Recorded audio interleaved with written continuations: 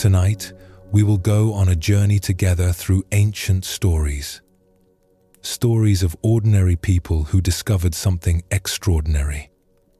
Not through great effort or special abilities, but through moments of seeing clearly. Through learning to let life be as it is. Before we begin, feel free to share what time it is and where you're listening from. As these tales unfold tonight, you may notice something shifting. Your breath becoming slower. Your body releasing tension you did not know you were holding. Your mind growing quieter. This is the gift of Zen Buddhism. It does not ask you to become someone different. It simply invites you to recognize what you already are, to see through the illusions that create struggle, to rest in the peace that is always here, always available, always home. So settle now, completely. Let your body grow heavy and still. There is nowhere else to be. Just this moment. Just this breath. Just these words finding their way to you. Let us begin this journey together. In a village where clay was abundant and the river ran clear, there lived a potter named June. He had learned his craft from his father, who had learned from his father before him. 3 generations of hands shaping clay into vessels. 3 generations of knowing how fire transforms earth into something useful and beautiful. June's workshop sat at the edge of the village, a simple building with a large kiln that glowed red on firing days. The wheel where he worked stood by the window, positioned to catch the morning light. He had thrown thousands of bowls on that wheel. He took pride in his work. Not the boastful kind of pride, but the quiet satisfaction of someone who does something well. People came from neighboring villages to buy his pieces, knowing they would receive something that would last. But lately, June had been feeling restless. His work had become routine. Each bowl looked like the one before it. Competent, yes. Well made, certainly. But something was missing. Some quality he could not name. Some life that had been present in his earlier work but had faded with time. He decided to create something different. Something that would challenge him. He would make a single bowl. Not for sale. Not for use. Just for the making itself. He would pour all his skill and attention into this one piece. Make it the finest work he had ever produced. A bowl that would prove to himself that he had not lost whatever spark had once animated his hands. He chose his clay carefully, wedged it thoroughly to remove air bubbles. Let it rest for days until it reached the perfect consistency. When he finally sat down at his wheel, he brought a quality of attention he rarely allowed himself anymore. He was not making just another bowl.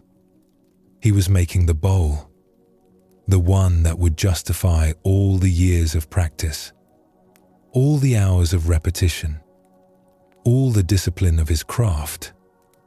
The bowl took shape under his hands. The walls rose evenly. The curve emerged exactly as he envisioned it. His fingers moved with confidence born from 10,000 similar movements. But this time, there was something else. A kind of conversation between his hands and the clay. The clay seemed to respond differently, to want to become this particular form. He trimmed it the next day with equal care. Each cut of the trimming tool precise. The foot ring perfectly centered. The thickness of the walls exactly right. Not so thin that they would be fragile. Not so thick that the bowl would feel heavy. Everything balanced. Everything considered. The bowl dried slowly, covered with cloth so it would not crack. June checked it several times each day. When it was leather hard, he applied the glaze. A simple ash glaze that he had mixed himself. Nothing fancy. He wanted the form itself to speak, not some elaborate decoration. The firing took 2 days. June tended the kiln personally, adjusting the temperature, watching the flame, feeling the heat. This was always the moment of vulnerability. No matter how skilled the potter, the fire had its own will. Sometimes pieces cracked. Sometimes glazes ran or bubbled. Sometimes something unpredictable happened in the heat and darkness of the kiln. When the kiln finally cooled enough to open, June waited. He made himself attend to other tasks. Swept the workshop, organized his tools, prepared clay for his next project. But his attention kept returning to the kiln, to the bowl waiting inside. Finally, he could wait no longer. He opened the kiln door. The heat, still radiating from the interior, made him step back. But through the shimmering air, he could see the bowl. It sat on the middle shelf exactly where he had placed it. The color of the glaze looked good. The form appeared intact. He waited another hour for it to cool completely. Then, with hands that trembled slightly, he reached in and lifted the bowl out. It was beautiful. More beautiful than he had imagined. The glaze had broken in all the right places, creating subtle variations in color. The form was perfect. The weight in his hands felt exactly right. He turned it slowly, examining every curve, every surface. It was flawless. The finest thing he had ever made. He set it on his work table and stepped back to look at it properly. The morning light fell across its surface. The bowl seemed to glow from within, as if it had absorbed something of the fire that had transformed it. June felt a surge of satisfaction.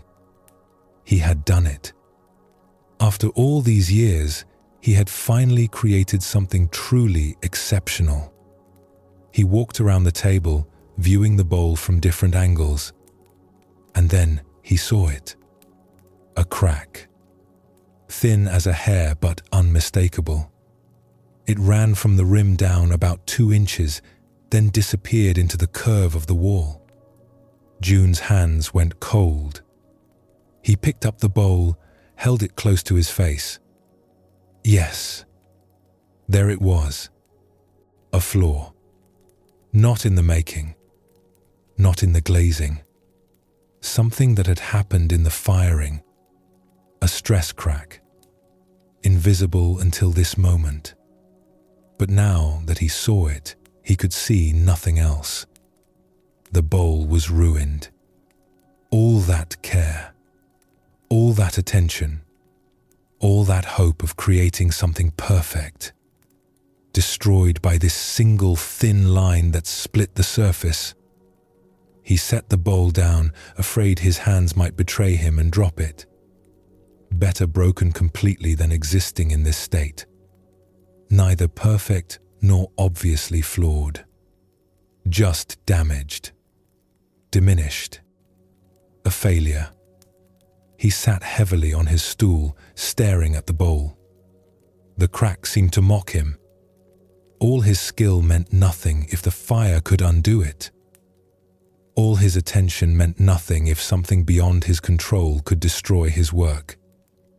That afternoon, his old teacher came to visit. Master Hideo was nearly 80 now, his hands too bent with age to throw pots anymore, but his eyes still sharp. He visited June once each season, more out of friendship than any need to check on his former students' work. He saw the bowl immediately. Saw too the look on June's face. "Show me," Hideo said simply. June brought the bowl to him, pointed out the crack, waited for the old master's judgment. Hideo held the bowl in his weathered hands, turned it slowly, examined it from every angle. Then he looked at June with an expression that was hard to read. "Tell me what you see when you look at this bowl," Hideo said. "I see a flaw," June replied. "I see my finest work ruined by something I could not control." "Look again." June looked.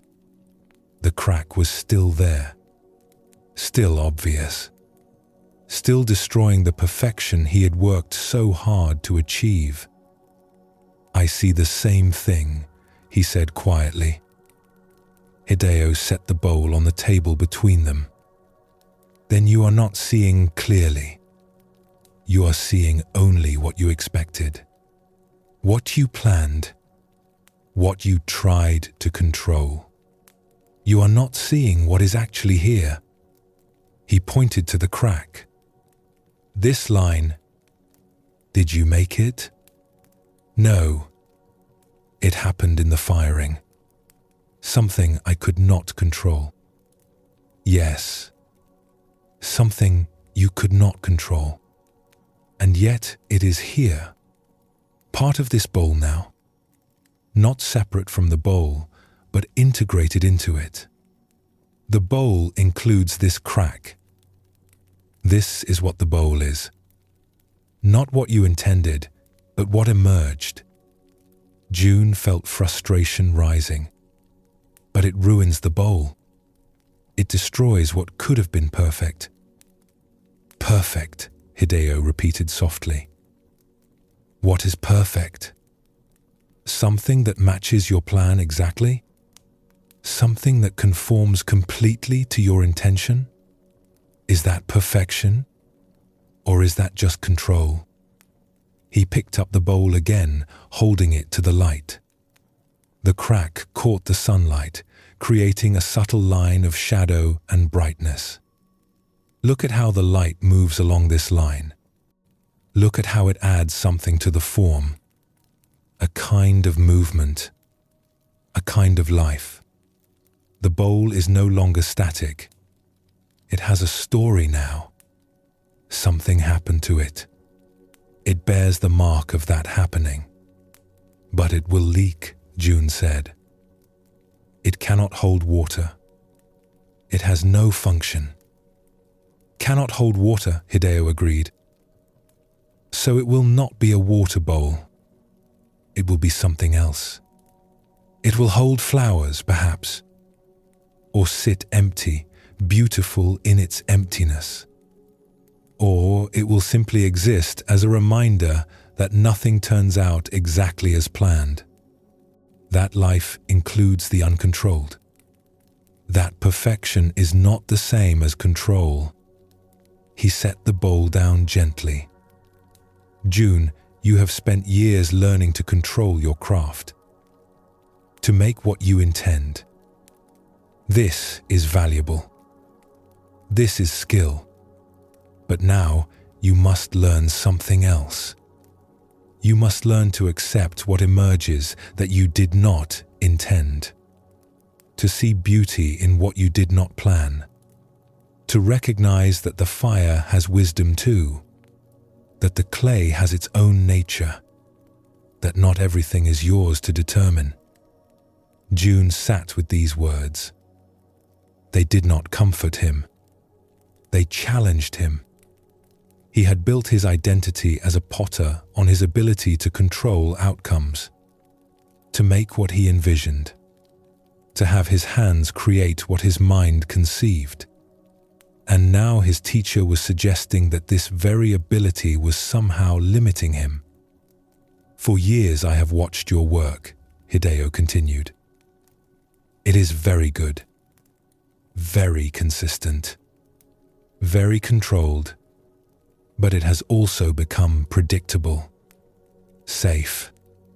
You know what each piece will be before you make it. There is no surprise anymore.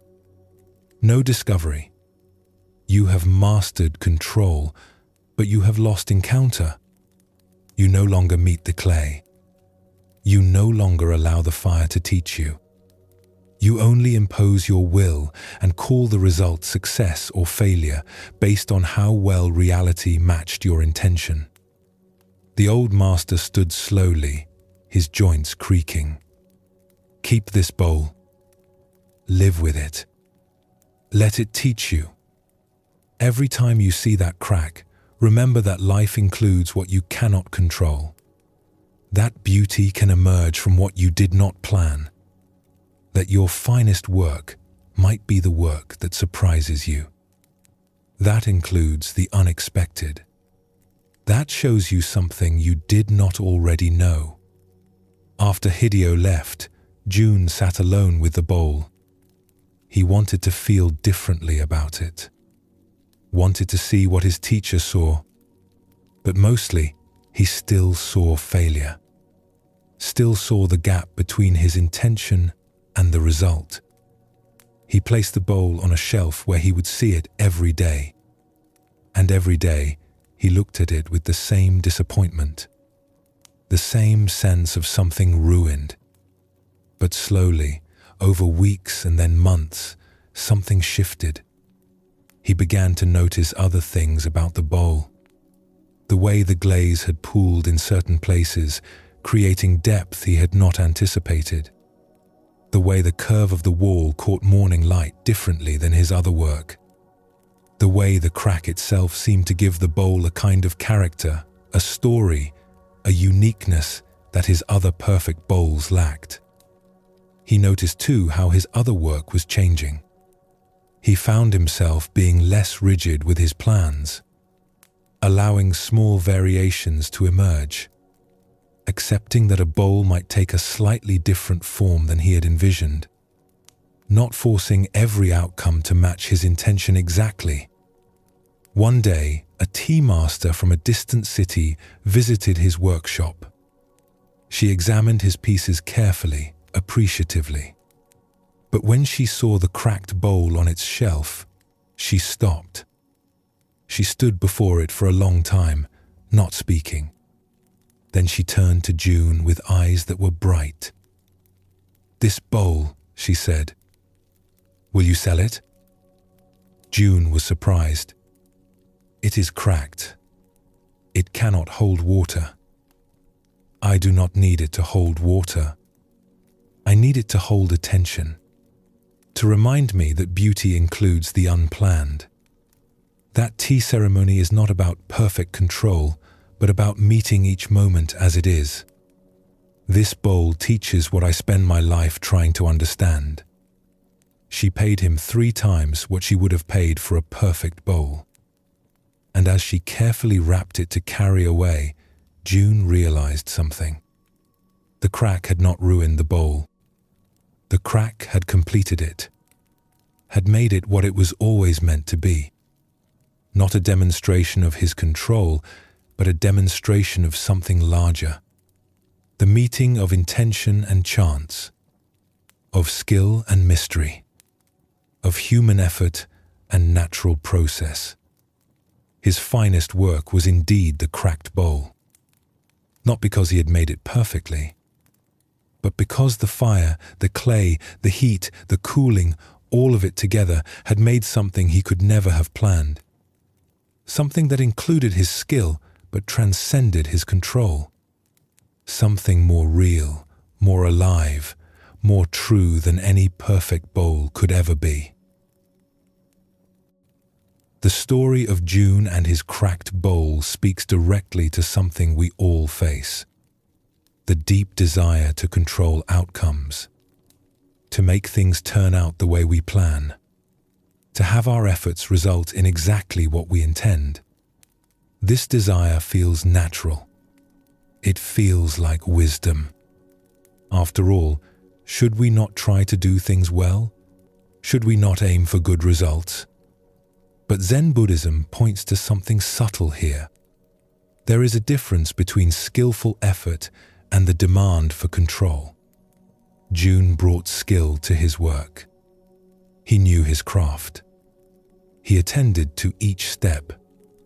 This was valuable. This was appropriate. But somewhere in his practice, Skill had become control.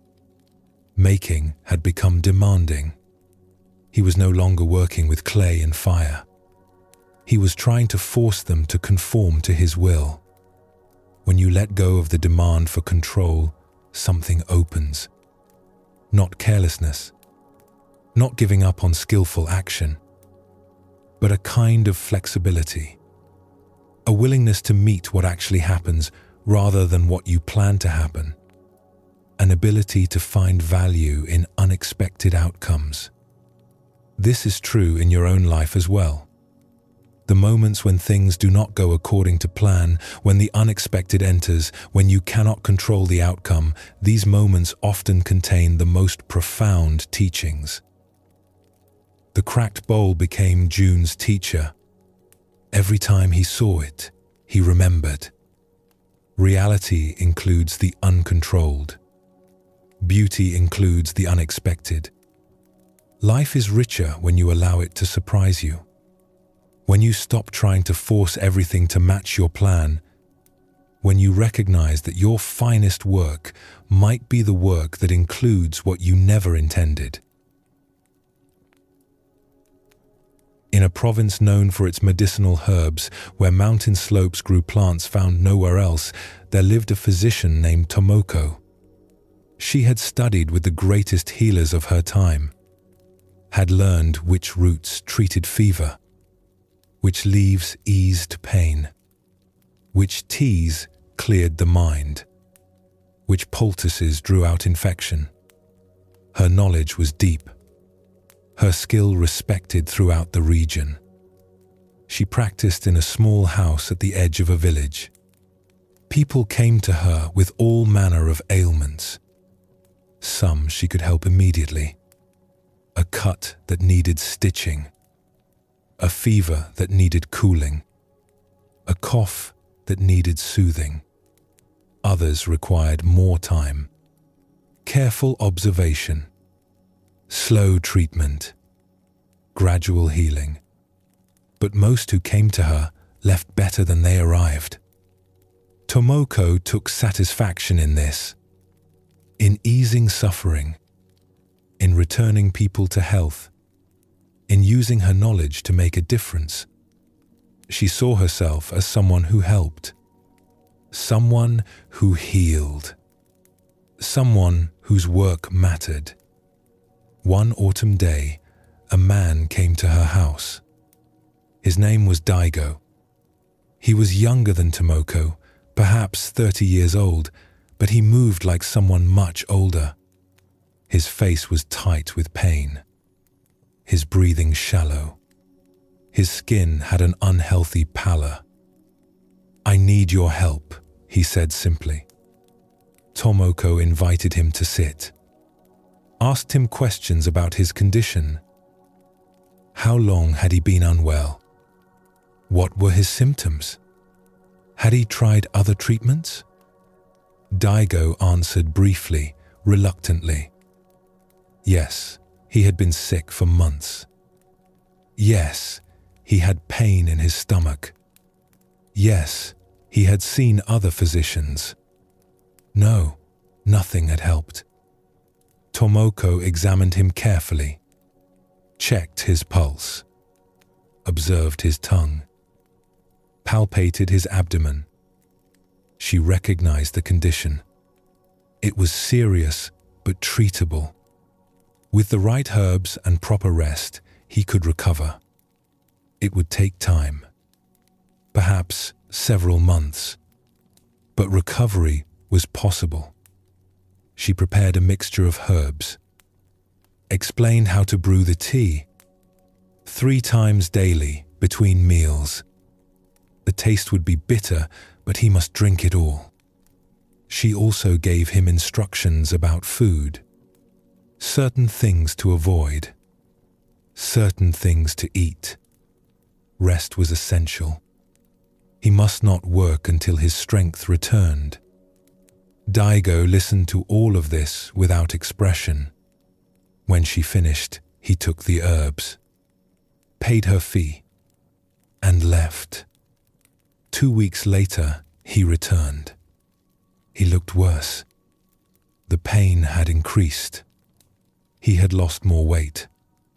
Tomoko was puzzled. The treatment should have begun helping by now. "Have you been taking the herbs as I instructed?" she asked. Daigo shifted uncomfortably. "I tried them once. The taste was too bitter. I could not drink it." "But you must drink it. The bitter taste is part of the medicine. That is how it works." "I do not like bitter things." Tomoko felt a flash of frustration. She prepared a different formula, made it sweeter, added honey to mask the harsh taste, gave him careful instructions again. The dosage must be exact. The timing must be regular. He must follow through. Daigo took the new herbs and left. But when he returned 3 weeks later, he was worse still. The pain was constant now. His skin had a yellowish tinge. Time was becoming critical. "Did you take the herbs this time?" Tomoko asked, though she already suspected the answer.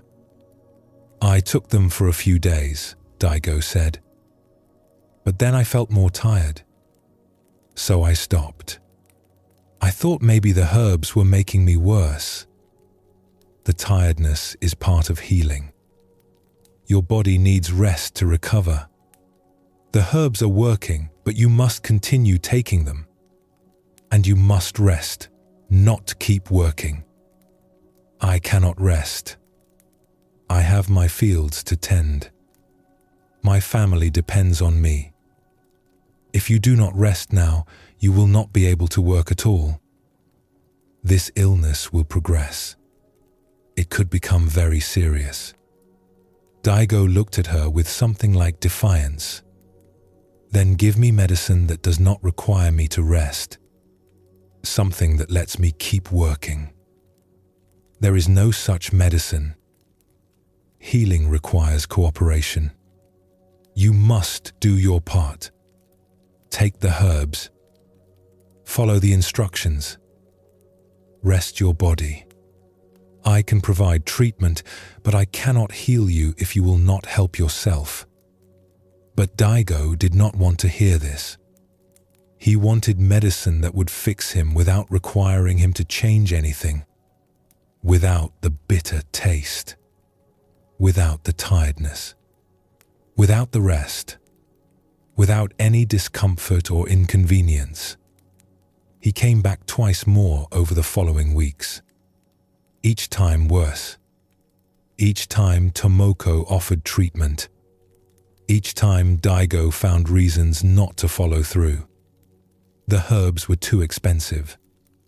The instructions too complicated. The changes too difficult. He wanted healing, but he did not want any of the things healing required. Tomoko found herself lying awake at night, thinking about Daigo. She had the knowledge to help him. She had the skill to treat his condition. But she could not make him take the medicine, could not force him to rest, could not make him do what was necessary for his own recovery. She felt responsible, as if his worsening condition was her failure. She reviewed her diagnoses, questioned her treatments, wondered if she was missing something.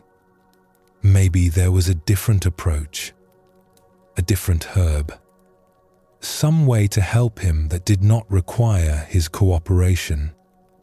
One evening, she visited her own teacher. Master Fumiko was elderly now, no longer practicing medicine, but her understanding was deep. Tomoko explained the situation, described her frustration, asked for advice. "You are trying to heal someone who does not want to be healed," Fumiko said quietly. "But he comes to me. He asks for help. He suffers. He wants relief. That is different from wanting healing." Relief requires nothing from him. Just take a medicine and feel better. But healing requires participation, requires change, requires him to do things he finds difficult or uncomfortable. He wants the result without the process. Tomoko felt the truth of this, but it did not ease her frustration. So I should just give up on him? Let him suffer when I know I could help? You are already helping. You are offering treatment. You are providing guidance. You are giving him what he needs. But you cannot make him receive it. You cannot force him to drink bitter tea or rest his body or change his habits. That part is his, not yours. Fumiko poured tea for them both, the familiar ritual calming. You believe your job is to heal people. But that is not your job. Your job is to offer healing, to provide treatment, to share your knowledge. But healing itself requires the patient's participation. You cannot do it for them. You can only do it with them. But if he does not improve, people will say, I failed. That my treatment did not work. Let them say it. Their judgment does not change what is true. You did not fail. You offered skillful treatment. Daigo failed to receive it. That is different. You are responsible for your part, not for his. The next time Daigo came, Tomoko saw him differently. She still examined him carefully, still offered treatment, still explained what he needed to do. But when he found reasons not to follow through, she did not take it as her failure. She offered. He declined. That was the reality. Daigo, she said gently, I have medicine that can help you, but it will not help if you do not take it. I have instructions that can guide your recovery, but they will not work if you do not follow them. I can offer treatment, but I cannot force healing. That part is yours. You must decide if you truly want to get well. If you are willing to do what wellness requires. Daigo looked at her with something like surprise. Previous physicians had pleaded with him, had tried to convince him, had taken responsibility for his choices. Tomoko was not doing that. She was making clear that healing was a collaboration, that she had her part and he had his, that her offering did not obligate him to receive, but his not receiving did not make her offering less valuable. I will think about it, Daigo said quietly. Good. When you are ready to participate in your own healing, I am here. My door is open. My knowledge is available. But I will not chase you. I will not take responsibility for choices that are yours to make. Daigo left. Tomoko did not know if he would return, did not know if he would ever choose healing over comfort. But she felt a weight lift from her shoulders. She had done her part. She had offered what she could offer. The rest was not hers to control. 3 months later, early in winter, Daigo appeared at her door again.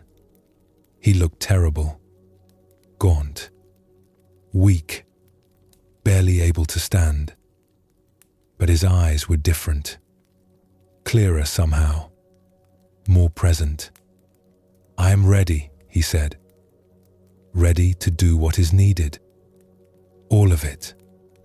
The bitter tea. The rest. The changes. Whatever it takes. I am ready now. Tomoko invited him in, prepared new medicine, gave clear instructions. But this time she did not carry the burden of whether he would follow them. She had offered. He would choose. That was how it worked. Daigo did follow through this time. Drank the bitter tea without complaint. Rested even though it was difficult.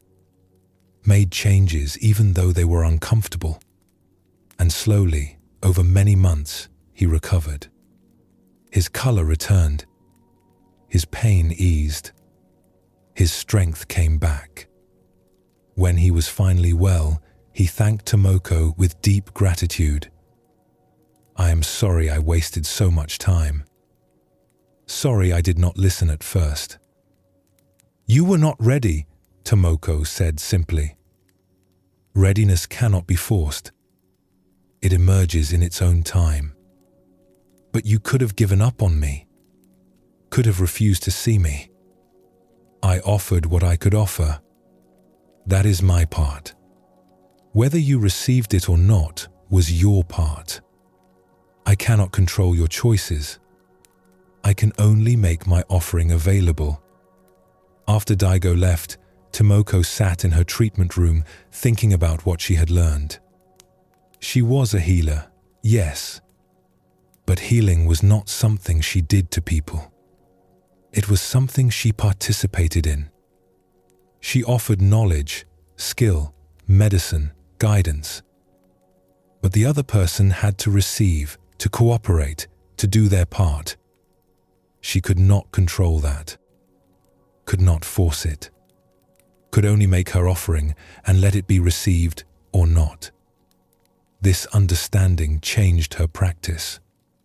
She still worked with great care and skill. Still offered her best knowledge. But she no longer carried the weight of outcomes she could not control. She did her part fully. Then released the results. Offered without attachment to whether the offering was accepted. Some patients improved. Some did not. Some followed her guidance. Some ignored it. But Tomoko remained steady, available, clear about her role and its limits. She could offer healing. She could not force it. And in accepting this truth, she found a peace that had eluded her when she believed she should be able to heal everyone who came to her door. Tomoko's peace came not from controlling outcomes, but from clarifying her role. She could offer. That was her part. She could offer with skill and care and genuine desire to help.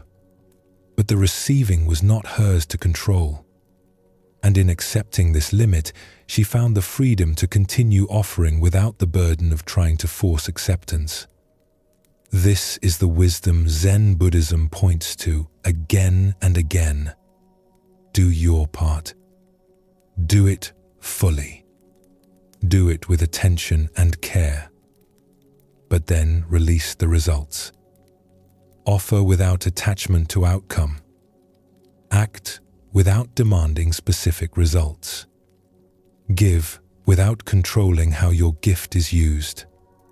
In this release, in this letting go of control, there is a profound peace. Not the peace of getting what you want, but the peace of accepting what you cannot control. The peace of understanding where your responsibility ends and another's begins. As you rest here, breathing slowly, these teachings settle into your awareness. Control is exhausting. The constant effort to make everything conform to your plan drains energy and creates struggle. But letting go of control does not mean abandoning skillful action. It means understanding the difference between doing your part and controlling outcomes, between offering fully and demanding acceptance. And in releasing the demand for control, you discover something unexpected. Life becomes more interesting, more alive, more full of possibility. Because when you stop forcing everything to match your plan, you allow reality to surprise you, to teach you, to show you what you could not have imagined. This is the gift of letting go. not passivity, not defeat, but the recognition that your peace does not depend on controlling outcomes. It depends on understanding your part and doing it fully while releasing what is beyond your influence. The teachings of Zen Buddhism return us always to this simple truth. Meet life as it actually is, not as you demand it should be. Work with what is here, not with what you wish were here. Offer your best, then let go of the results. In this release, this letting go, this acceptance of life's uncontrollable nature, there is a peace deeper than any control could ever provide. In a town known for its scholars and artists, where festivals celebrated calligraphy and poetry, there lived a man named Takeshi. He was a calligrapher of great reputation. His brushwork had won recognition at competitions throughout the province. Takeshi had studied calligraphy since childhood. His father had been a calligrapher before him, and his grandfather before that. The family tradition stretched back generations. Takeshi had learned each stroke through repetition. 10,000 times writing the character for water, 10,000 times for mountain, 10,000 times for peace. His hand knew the movements without conscious thought. The brush became an extension of his will. Each morning, Takeshi rose before dawn. He ground fresh ink, prepared his paper, set out his brushes. Then he would practice for several hours before taking commissions. Practice was essential. Even at his level of skill, even after decades of daily work, he maintained strict discipline. Without practice, the hand grew clumsy. The strokes lost their precision. Lately, though, something had changed. Something Takeshi could not quite identify. His technical skill remained excellent.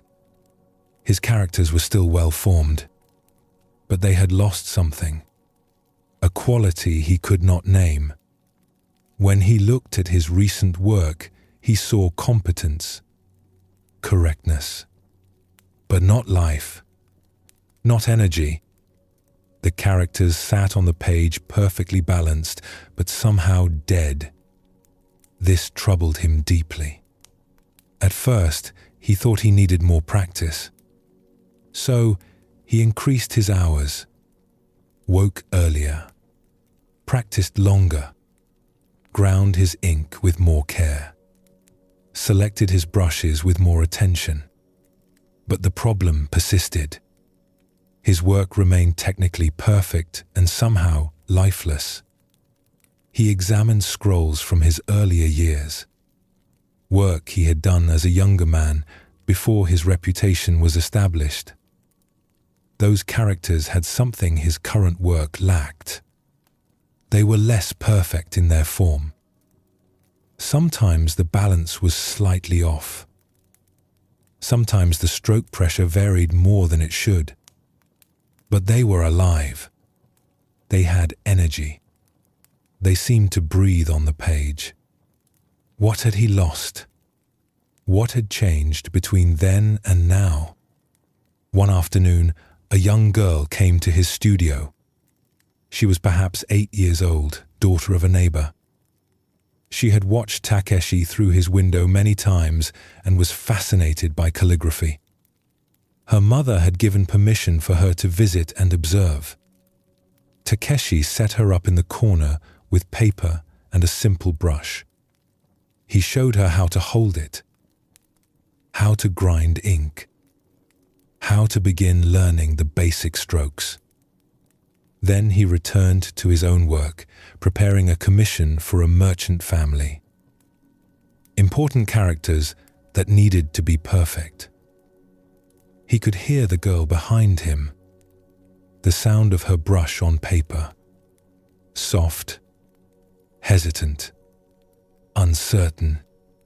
He smiled to himself, remembering his own early attempts. How clumsy his first strokes had been. How long it had taken to develop control. After an hour, he finished his work. He looked at what he had created. The characters were flawless, perfectly balanced, exactly correct, and completely without life. He felt a familiar frustration rising. What was he doing wrong? The girl spoke from behind him. "Master Takeshi, may I show you what I made?"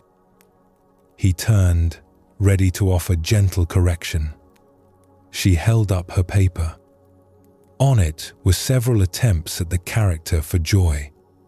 They were terrible from a technical perspective. The strokes were uneven.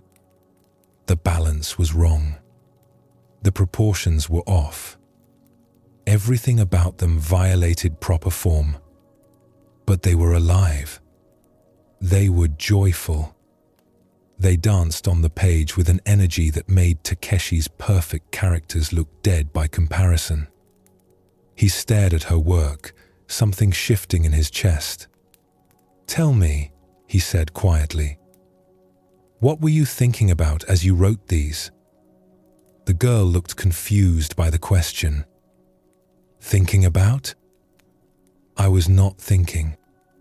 I was just writing. Trying to make the character for joy look like joy feels." "And how does joy feel?" "Like jumping. Like laughing. Like when you are so happy you cannot hold still." She looked at her characters. "I know they are not right.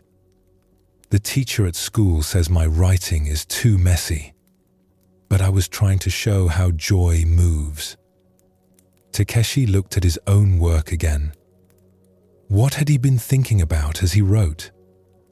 He had been thinking about correct form, about proper balance, about what the merchant would expect, about his reputation, about technical perfection. He had been thinking about the result, about how it would be judged, about whether it was good enough.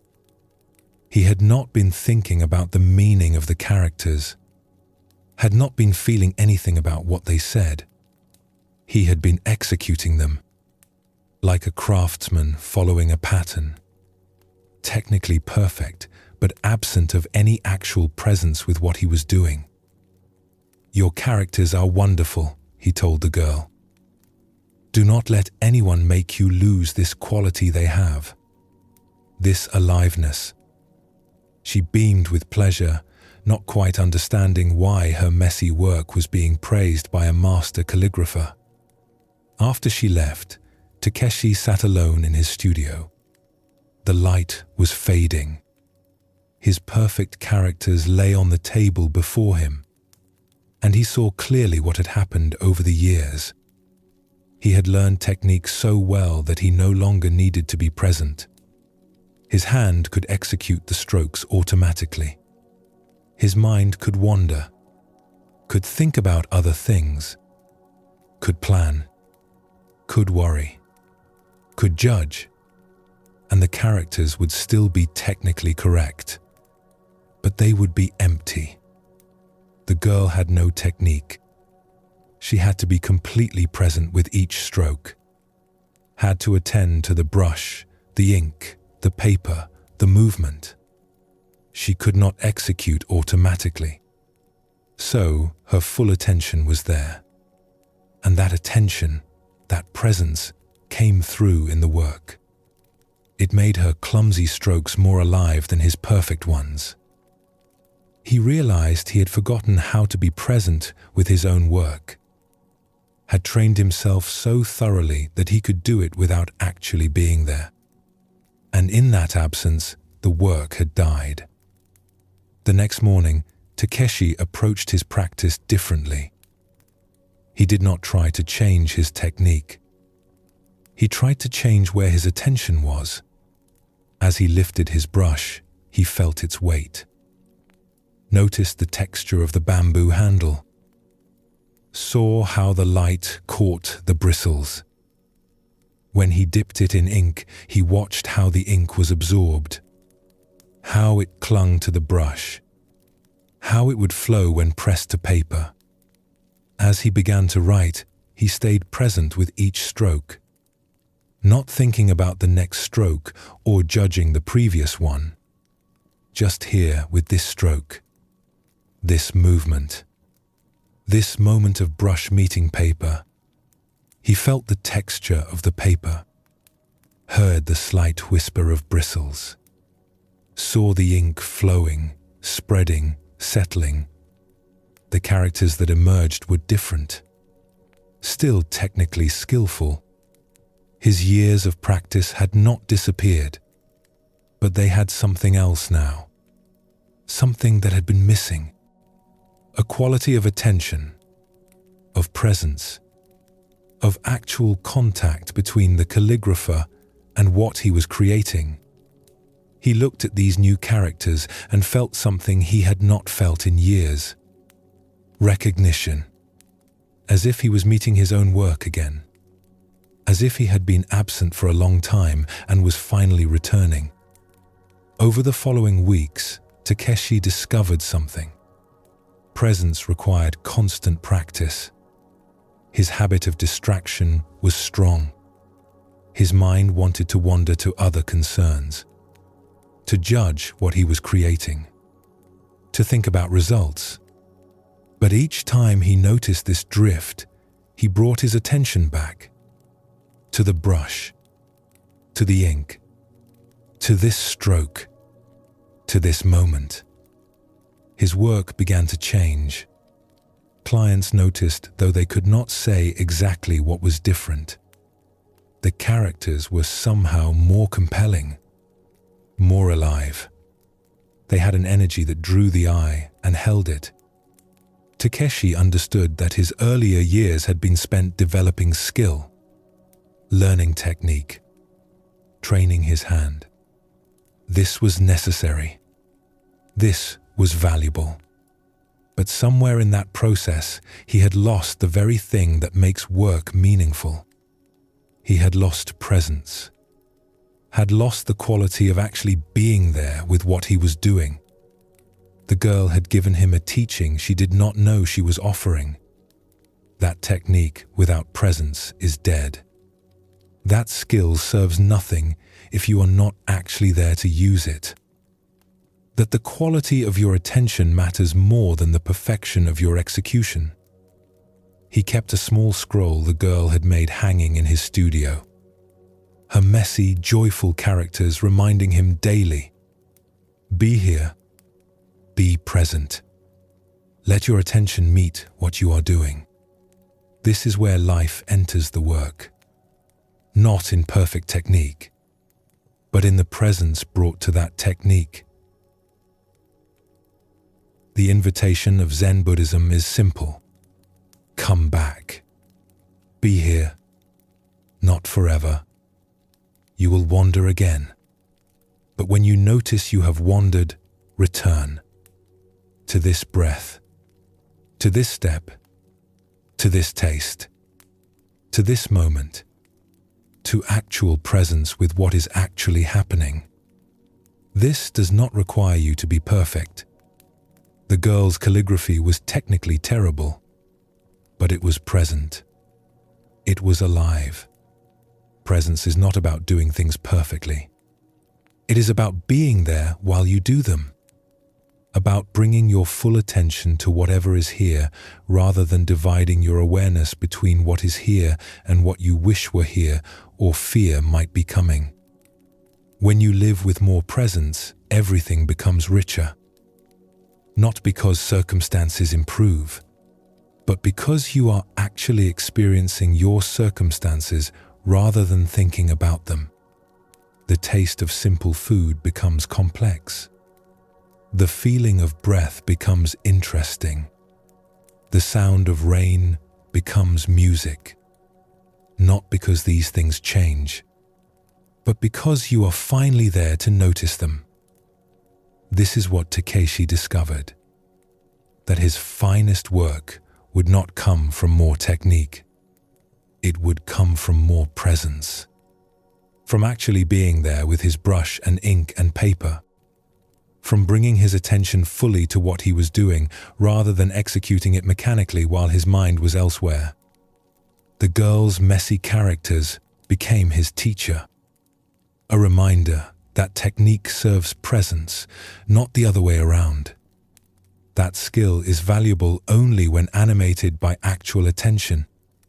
That the quality of your work, the quality of your life, depends not on how perfectly you perform, but on how fully you show up. A merchant named Hiroshi made his living trading silk. He traveled between villages and towns, buying from weavers and selling to those who could afford fine cloth. Over 20 years, he had built considerable wealth. His home was comfortable, his family well provided for. He had accumulated enough that he no longer needed to work, but he continued because he enjoyed the challenge of negotiation and the satisfaction of a successful trade. Each spring, he made a journey to the mountain villages where the finest silk was produced. The trip took 2 weeks. He would fill his cart with bolts of silk, carefully wrapped and protected, then make the long journey back to sell them in the larger towns.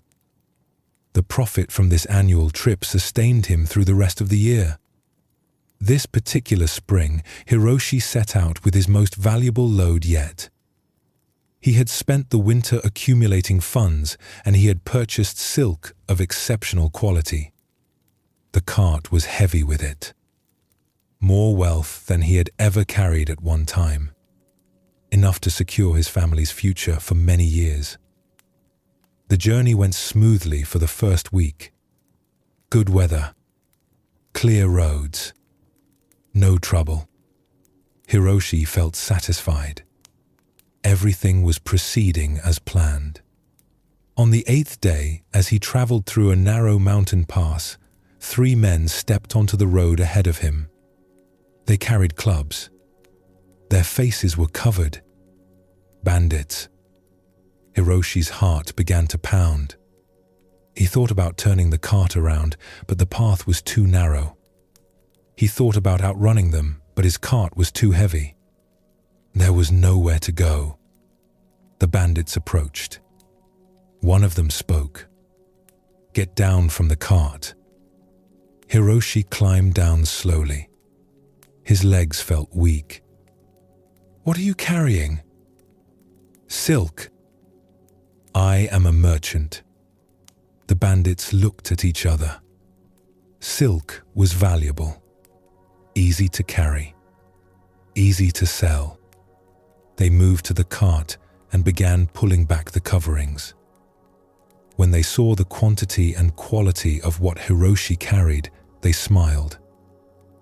"You are a wealthy man," one of them said.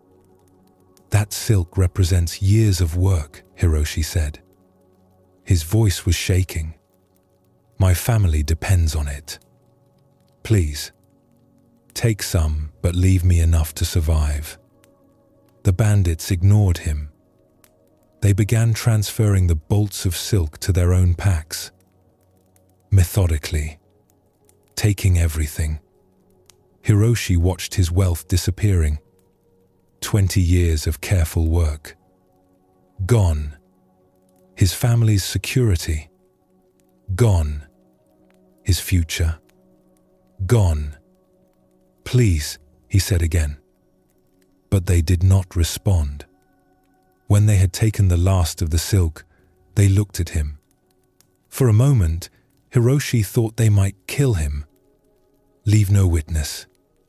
But they just turned and walked away, disappearing into the forest with everything he owned. Hiroshi stood beside his empty cart. The sun was warm on his face. Birds were singing. The mountain air smelled of pine. Everything appeared peaceful, beautiful. But inside him, there was only emptiness and growing panic. What would he tell his wife? His children? How would they survive? He had no goods to sell. No money to buy more. Everything was gone. Years of effort reduced to nothing in a few minutes. He sat down on the ground beside the cart. The shock was wearing off, replaced by despair. He had failed. Lost everything. He imagined his family's faces when he returned with nothing. The shame. The fear. The uncertainty. He sat there for a long time. The sun moved across the sky. Eventually, he realized he needed to move. Needed to start the journey home. Needed to face what he had lost. As he stood and brushed off his clothes, he noticed something strange. The panic was still there. The worry about the future. But there was something else too. Something he had not expected. A kind of lightness. For 20 years, he had been carrying something he had not quite noticed. The weight of wealth. The constant concern about protecting it. The worry about losing it. The need to guard it. The fear of thieves or fire or poor decisions. All of that weight had been so constant he had stopped noticing it. But now it was gone. He had nothing left to lose. Nothing left to protect. The worst had happened and he was still here. Still breathing. Still able to walk. Still alive. He started walking, leading his empty cart. The first day was difficult. His mind kept spinning stories about disaster, about poverty, about shame, but he kept walking. On the second day, something shifted. He noticed things he had missed on the journey out. The way light fell through trees, the sound of a stream, the smell of wild flowers. When he was carrying valuable cargo, he had been too tense to notice such things, too focused on protecting what he had. But now, with nothing to lose, his attention was free. He stopped at a small village. He had no money to pay for lodging, but he explained his situation to the innkeeper. The man offered him a meal and a place to sleep in exchange for help with repairs to the building. Hiroshi worked for several hours, fixing a door and mending a section of roof. The work felt good. Simple. Direct. He slept better than he had in years. The next morning, he continued walking. He found he was not rushing, not anxious to arrive, just walking, meeting each day as it came. Sometimes people offered help. Sometimes he worked for meals. Sometimes he went hungry. All of it was just what was happening. When he finally reached his home, he stood outside for a long time before entering. He did not know what he would find inside. Anger? Disappointment? Fear? But when he opened the door, his wife saw his face and simply came to him, held him. "What happened?" she asked. "I lost everything. Bandits took all the silk." She was quiet for a moment. Then she said, "But you are here. You are safe. That is what matters." Hiroshi felt tears come. Not tears of despair. Something else. Something like relief. She was right. He was here. He was safe. Everything else was gone, but this remained. In the days that followed, they adjusted to their new situation. They had some savings, though not much. Hiroshi took work where he could find it, helping neighbors, doing repairs, teaching young men about trading. The work was different from what he had done before. More immediate, more connected to people. He noticed something surprising. The fear that had driven him for so many years, the fear of not having enough, had quieted. He had lost everything and discovered that he could survive it.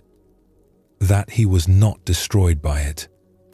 That something essential remained even when everything else was gone. His wife noticed the change. "You seem different," she said one evening. "I feel lighter," he said. "I did not realize how heavy it was carrying all that wealth. Not just the silk, but the worry about it, the need to protect it, the fear of losing it. Now it is gone, and I am still here. We are still here, and that is enough." Months later, Hiroshi slowly began to rebuild. He started small, a few modest trades, but he held his new wealth differently. Not as something that defined him, not as something he needed to cling to, just as something he had for now, something that could be lost again and he would still be all right. The bandits had taken his silk, but in taking it, they had given him something unexpected. Freedom from the weight of possession, recognition that what he truly needed was much smaller than what he had been protecting. Understanding that loss, even devastating loss, could be survived. That he was larger than anything that could be taken from him. The story of Hiroshi and the bandits touches something tender in human experience. The fear of losing what we have. The weight of protecting what we own. The belief that our security depends on holding tight to what we have accumulated. And the surprising discovery that comes sometimes when loss arrives despite our best efforts. Hiroshi had spent 20 years building wealth. This is natural. He worked hard, provided for his family, accumulated resources to protect against future hardship. Nothing wrong in any of this. But underneath the accumulation, something else was accumulating too. The weight of worry, the constant tension of protecting, the fear that lived in the background, quiet but always present. When the bandits took everything, they removed not just the silk, but the burden of carrying it. In that moment of complete loss, something unexpected became visible. That he had been weighting himself down with more than fabric and coin. He had been carrying the fear of this very moment, the imagined catastrophe of losing it all. And when it actually happened, when the feared thing became real, he discovered he could survive it. There is a quality of holding that creates suffering beyond the natural pain of loss. When we grip something so tightly that our whole sense of security depends on it, we live in constant fear of its loss. The possession becomes a burden as much as a benefit. We protect it, worry about it, organize our lives around keeping it. And in all this protecting, we lose a certain ease, a certain lightness, a certain freedom to simply be present with what is actually here. Hiroshi discovered that with nothing left to protect, his attention became available for other things. The beauty of the forest, the kindness of strangers, the simple satisfaction of work done for its own sake. These things had always been there, but he had not quite seen them. His attention had been occupied elsewhere, on guarding, on accumulating, on maintaining what he had built. The lightness he felt was not joy at his loss. It was relief from the burden of protection, the discovery that even in poverty, even in failure, something essential remained.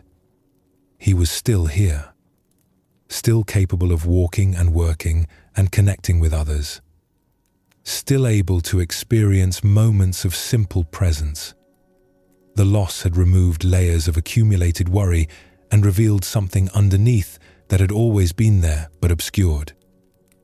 Zen Buddhism points to this again and again, that we confuse what we have with what we are, that we build identities around possessions and accomplishments and circumstances. And when these things are threatened or lost, we feel our very existence is threatened. But this is confusion. What we are goes deeper than what we have, remains when what we have is removed, cannot be taken by any bandit or destroyed by any circumstance. This does not mean we should not work or build or accumulate, but it suggests a different relationship with what we accumulate, holding things lightly, using them, enjoying them, but not building our entire sense of security or identity around them, recognizing that they are temporary, that they can be lost, and that we will continue even if they are. The bandits appeared as destroyers. They took what Hiroshi had spent years building, but in taking it, they inadvertently revealed something, that he could survive the loss, that what he fundamentally was remained even when what he had was gone, that the weight he had been carrying was heavier than he knew. This was not their intention, but it was the outcome nonetheless. Sometimes loss teaches what accumulation obscures. That security does not come from how much we have, but from understanding what we actually need. That freedom does not come from having more, but from fearing loss less. That we are more resilient than we imagine, more capable of surviving difficulty, more able to find what we need even when we think everything is gone. Hiroshi began to rebuild his life on a different foundation, not on the belief that enough wealth would finally make him secure, but on the recognition that he could work with whatever he had, that he could meet circumstances as they arose. That loss could happen again and he would survive it again. This was not defeat. It was a kind of wisdom, a kind of freedom that comes not from having everything, but from knowing that having nothing is survivable. In the capital city, in a temple known for its library, a man named Takeo spent his days with ancient texts. He was a scholar and scribe. His work was to copy important manuscripts to preserve them for future generations. He had been doing this for 40 years, day after day, page after page, character after character. His brushwork was meticulous, his copies faithful to the originals. His life's purpose was preservation. The library where he worked held thousands of texts, Buddhist sutras, historical records, poetry, philosophy, medical knowledge. Some of the manuscripts were centuries old. Some were the only copies in existence. All of it was valuable, irreplaceable, and all of it depended on people like Takeo to keep it from being lost to time. Takeo took his work seriously. He arrived early, stayed late, never rushed, never made errors he could avoid. Each character he wrote was an act of devotion to the teachings contained in the texts, to the authors who had written them, to the future monks and scholars who would read them. He was working on a particularly important project, a complete copy of a text that existed in only one crumbling original. The pages were brittle with age, the characters fading. If it was not copied soon, it would be lost forever. Takeo had been working on it for 2 years. He was near completion. Perhaps 2 more months of work remained. One afternoon in late summer, Takeo left the library to eat his midday meal outside. The weather was hot, the air still. He sat under a tree and ate rice and vegetables. He could see the library from where he sat today. A beautiful building, elegant in its simplicity, a place that had stood for more than 100 years. As he was finishing his meal, he smelled smoke. He looked around, trying to locate the source. Then he saw it. Smoke coming from the library, from somewhere inside the building. He dropped his bowl and ran. Other monks were already running toward the building. Someone was shouting for water. Takeo reached the entrance and looked inside. The smoke was thick. He could see flames in the main hall where the manuscripts were kept. Monks were rushing in and out, carrying what they could. Armfuls of scrolls and books. Takeo joined them. He ran into the smoke. His eyes burned. His lungs ached. He grabbed manuscripts from the shelves, carried them outside, ran back in for more. But the fire was spreading quickly. The wooden building, the paper manuscripts, everything burned easily. The monks formed lines, passing water in buckets, but it was not enough. The flames grew larger, hotter, more consuming. Eventually, someone grabbed Takeo as he tried to run back inside. No more. The roof is going to collapse. Everyone out. Takeo stood with the other monks, watching the library burn. They had saved some texts, a fraction of what the library held, but most of it was gone. Centuries of preserved knowledge, irreplaceable manuscripts, all turning to ash. Takeo watched the flames consume the building. Somewhere in there was his project, the copy he had spent 2 years creating, the ancient text he had been preserving, all of it burning, gone. He waited for the feeling to hit him, the grief, the devastation, the sense of futility. 2 years of work for nothing. But the feeling that came was not what he expected.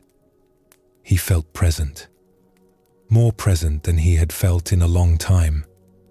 The heat from the fire on his face, the smell of smoke, the sound of burning wood, the sight of flames against the evening sky. All of it was vivid, immediate, real. He looked at his hands, the hands that had written thousands of characters, that had copied page after page with devoted care. They were still here, still capable. The manuscript was gone, but the hands that had written it remained. He thought about the text he had been copying. He knew it well, had read every word multiple times, had contemplated its meaning as he copied it. The physical pages were burning, but what he had learned from them was still present. In his mind, in his understanding, that could not burn. An old monk stood beside him. Master Chen, the head of the library. He too was watching the fire. His face was calm. Sad, but calm. 40 years of my life in that building, Master Chen said quietly. 40 years of collecting, organizing, preserving, all gone in an afternoon. I am sorry, Master, Takeo said. Master Chen smiled slightly. Do not be sorry. This is what happens. All created things are temporary. All preserved things eventually fade. We knew this.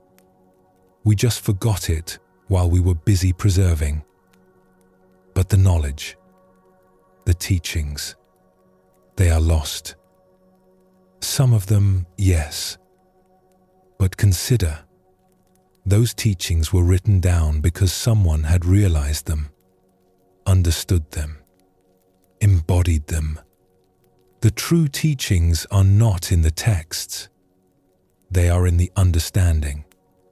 And that understanding can arise again, has arisen again and again throughout history. The books are just fingers pointing at the moon. The fire has burned the fingers, but the moon remains. Takeo stood quietly, absorbing this. He had spent 40 years preserving texts. It was important work, valuable work. But Master Chen was pointing to something deeper. The texts were not the teachings themselves. They were records of understanding, maps, tools, and tools can be remade. As the fire finally died down, leaving only smoking ruins, the monks began to assess what they had saved. It was not much, a few hundred texts out of thousands. But it was something, a beginning for rebuilding. In the days that followed, Takeo felt a strange mixture of sadness and clarity. Sadness for what was lost, for the beautiful manuscripts that no longer existed, for the years of work that had burned, but clarity too, about what truly mattered, about what could be lost and what could not. He realized he had been holding his work in a certain way, as if the preservation of the physical texts was the ultimate goal, as if keeping the paper and ink from fading was what mattered most. But now, with the texts gone, he saw differently. The physical preservation was valuable but not ultimate. What truly mattered was keeping the understanding alive, keeping the teachings relevant, keeping the wisdom available to those who sought it. The manuscripts he had copied were gone, but he had read them, studied them, contemplated them. That engagement had changed him, had deepened his understanding, and that understanding remained. The fire could not touch it. Master Chen gathered the monks who had worked in the library. "We will rebuild," he said. "We will begin again. Some texts can be copied from other libraries. Some we will have to do without. But we will continue the work of preservation. Not because we can keep things forever. We cannot. But because each generation needs access to the wisdom of previous generations. We preserve not to defeat impermanence, but to work with it, to pass things forward while we can." He looked at Takeo. "You spent 2 years on a manuscript that is now ash. Do you regret that time?" Takeo thought about this. Did he regret it? He had learned much while copying that text, had developed his skill, had deepened his understanding of the teachings it contained. "No," he said slowly. "I do not regret it. The work had value even if the product is gone." "Yes," Master Chen said. "The value was in the doing, not just in the thing produced. You became a better scholar, a deeper practitioner. The manuscript was a vehicle for that development. Its loss is sad, but not a negation of the time spent." Takeo began working on rebuilding the library. But he worked with a different spirit. Still careful, still devoted, but not as attached to outcomes. He understood now that whatever he created could be lost, could burn or fade or be destroyed. But the work itself had value, the attention brought to it, the understanding developed through it. These things remained even when the product was gone. He also noticed something else. He enjoyed his work more. When he had believed preservation was ultimate, there was always an undercurrent of anxiety.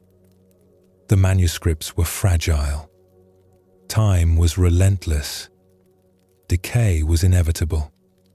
He was fighting a losing battle. But now, understanding that loss was inevitable, there was a kind of peace. He was not trying to defeat time. He was just working with what was here, preserving while preservation was possible, and knowing that when it was no longer possible, that would be all right too. The library was eventually rebuilt. New manuscripts were added. Some of what was lost was recovered from other collections. Some was gone forever, but the work continued. And Takeo continued his careful copying. Each character written with full attention, not because it would last forever, but because this moment of writing was valuable in itself. The work was its own reward. The preservation was a gift to the future, but a gift given without expectation of permanence. The fire had taken much, but it had also given something, a clarity about what matters, a recognition of impermanence not as enemy, but as simple truth, a freedom from the anxiety of trying to make the temporary permanent, and in that freedom, a deeper appreciation for the work itself, for the simple act of brushing ink onto paper, for the quiet satisfaction of faithful copying, for the privilege of engaging with ancient wisdom, even briefly, even knowing that everything eventually returns to ash. This story of Takeo and the burning library points to a deep truth about all creative and preservative work. We build, we create, we maintain, we preserve. All valuable activities, all worth doing.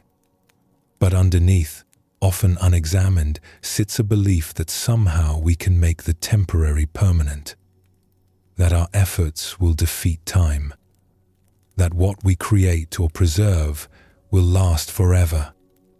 And this belief creates a subtle anxiety that colors all our work.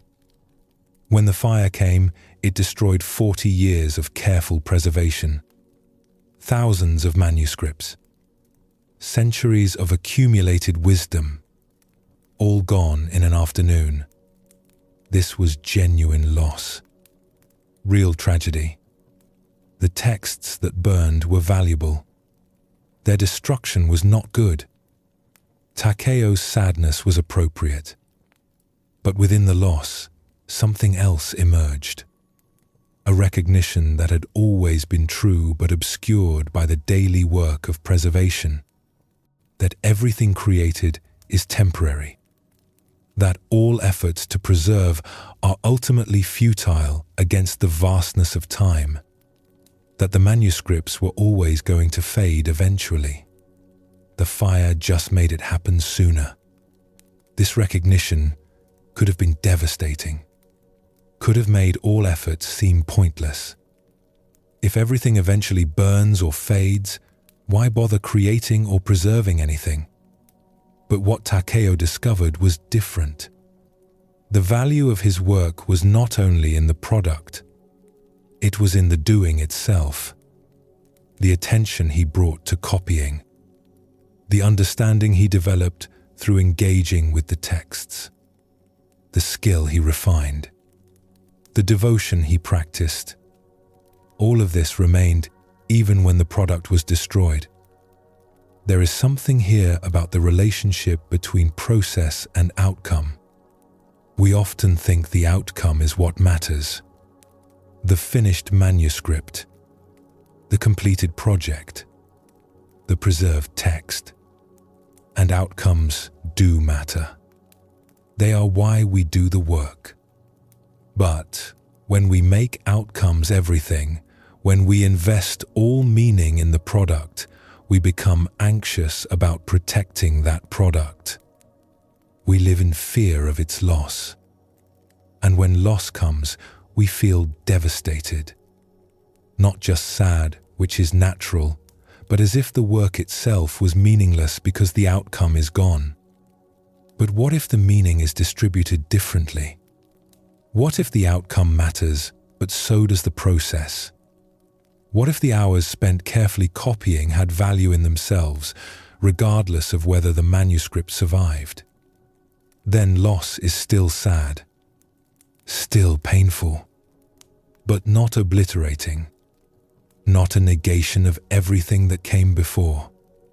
Master Chen's words about the teachings versus the texts point to something important.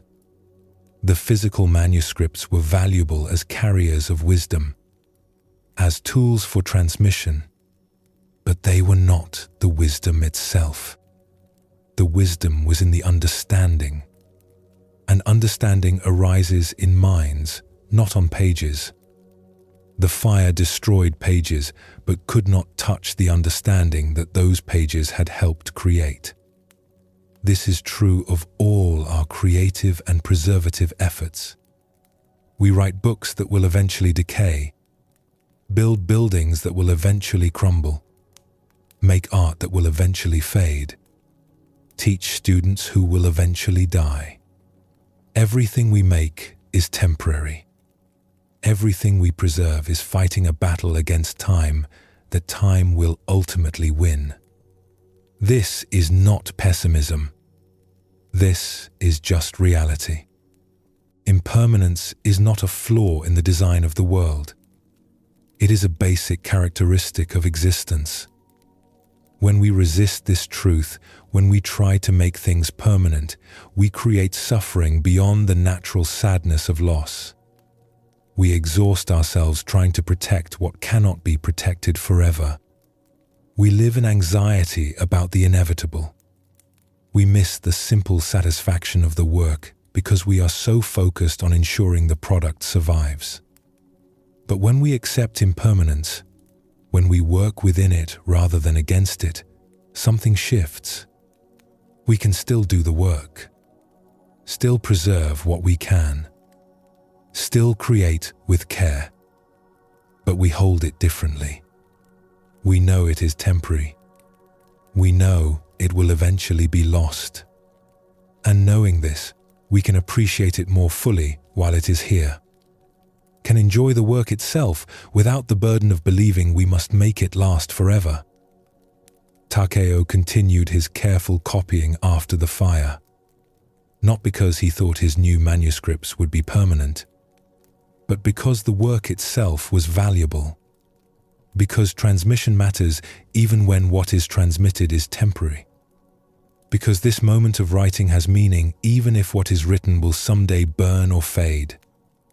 There is a kind of peace in this acceptance, not resignation, not giving up, but a clear-eyed understanding that allows us to work without anxiety, to create knowing that what we create is temporary, to preserve knowing that preservation is temporary, to do the work for the value of the work, not just for the hope of permanent outcomes. The fire took much from the library, but it also burned away a certain illusion. The illusion that through enough effort, enough care, enough devotion, we could make the temporary permanent. That illusion creates suffering. Its removal, painful as the process was, created a clearer relationship with the work. Takeo was free to copy manuscripts without the weight of believing he was protecting them forever. Just protecting them for now. Just offering what he could while circumstances allowed. And that was enough. As you continue resting, breathing gently, these reflections on impermanence settle naturally. Loss is part of life. Change is constant. Everything we build and create and preserve is temporary. This is not something to fear. It is simply true. And in accepting this truth, rather than fighting against it, there can be a surprising lightness. A freedom to engage fully with what is here, knowing it will not last forever. Knowing that is perfectly all right. The silk merchant discovered he could survive loss. The scholar discovered his work had value beyond its products. Both learned something about holding life lightly, not carelessly, but without the desperate grip that comes from believing we can make the temporary permanent. This is what Zen Buddhism points toward. Not detachment in the sense of not caring, but a clear understanding that allows us to care deeply while knowing that everything changes.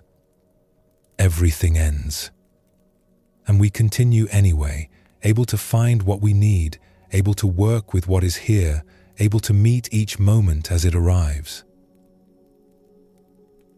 In a mountain village, a craftsman named Riku spent his days making mirrors. Not the large decorative mirrors found in wealthy homes, but small hand mirrors of polished bronze. Simple tools that allowed people to see their own faces. His workshop was modest. A furnace for melting metal. Tools for shaping and polishing. A grinding stone worn smooth from years of use. Riku had been making mirrors for 20 years. The work was repetitive but satisfying. Each mirror required the same careful process. Casting the bronze disc, grinding the surface, polishing until it reflected clearly. He had made thousands of them, each one eventually carried away by a customer to look at their own reflection. Lately, though, a question had been troubling him. A question that arose each time he handed a finished mirror to someone. They would look into it, see their face, and be satisfied. But what were they actually seeing? What was this self that appeared in the polished surface? The question grew stronger. He found himself staring at his own reflection between tasks, looking at the face that looked back at him. Was that who he was? That face? Those features? If he closed his eyes, he still felt like himself. So was the reflection him or just an image? He tried to push the question aside. It was interfering with his work. Mirrors were for seeing, not for philosophical confusion. But the question persisted, grew larger, until he realized he needed to find someone who might understand. There was a musician in the village, a man named Kaito, who had been blind since birth. He played the flute at festivals and gatherings. His music was beautiful, clear and expressive. People said he saw more than most people with eyes.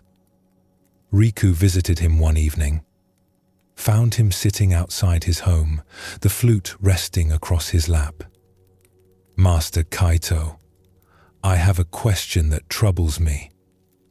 May I ask it?" "Of course. Sit." Riku settled on the ground beside him.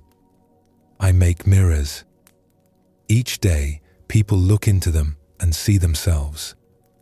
But I have begun to wonder, what is this self they see? Is the reflection who they are?" Kaito was quiet for a moment.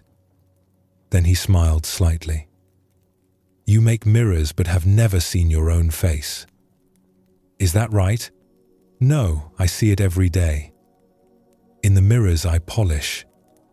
In still water. I know what I look like." "Then perhaps I should ask differently. You see an image that you call your face. But is that you? If I touch your arm right now, I feel something solid, warm, breathing. Is that more you than the image in the mirror?" Riku considered this. "My body is me, yes. The mirror shows what my body looks like. And if your body is you, then when your body changes, do you change? When you were a child, you had a child's body. Now you have a man's body. Were you different people? Or the same person in different forms? The same person. I remember being that child. I have changed, but I am still me. So you are not your body, exactly. You are something that experiences having a body. Something that continues while the body changes. Kaito lifted his flute. When I play this instrument, am I the flute? Or am I the one playing it? You are the player, not the instrument. Yes. And you are not the body. You are the awareness that experiences the body. The consciousness that looks through the eyes, hears through the ears, feels through the skin. That awareness has no face, has no form, cannot be reflected in any mirror. Riku felt something shift.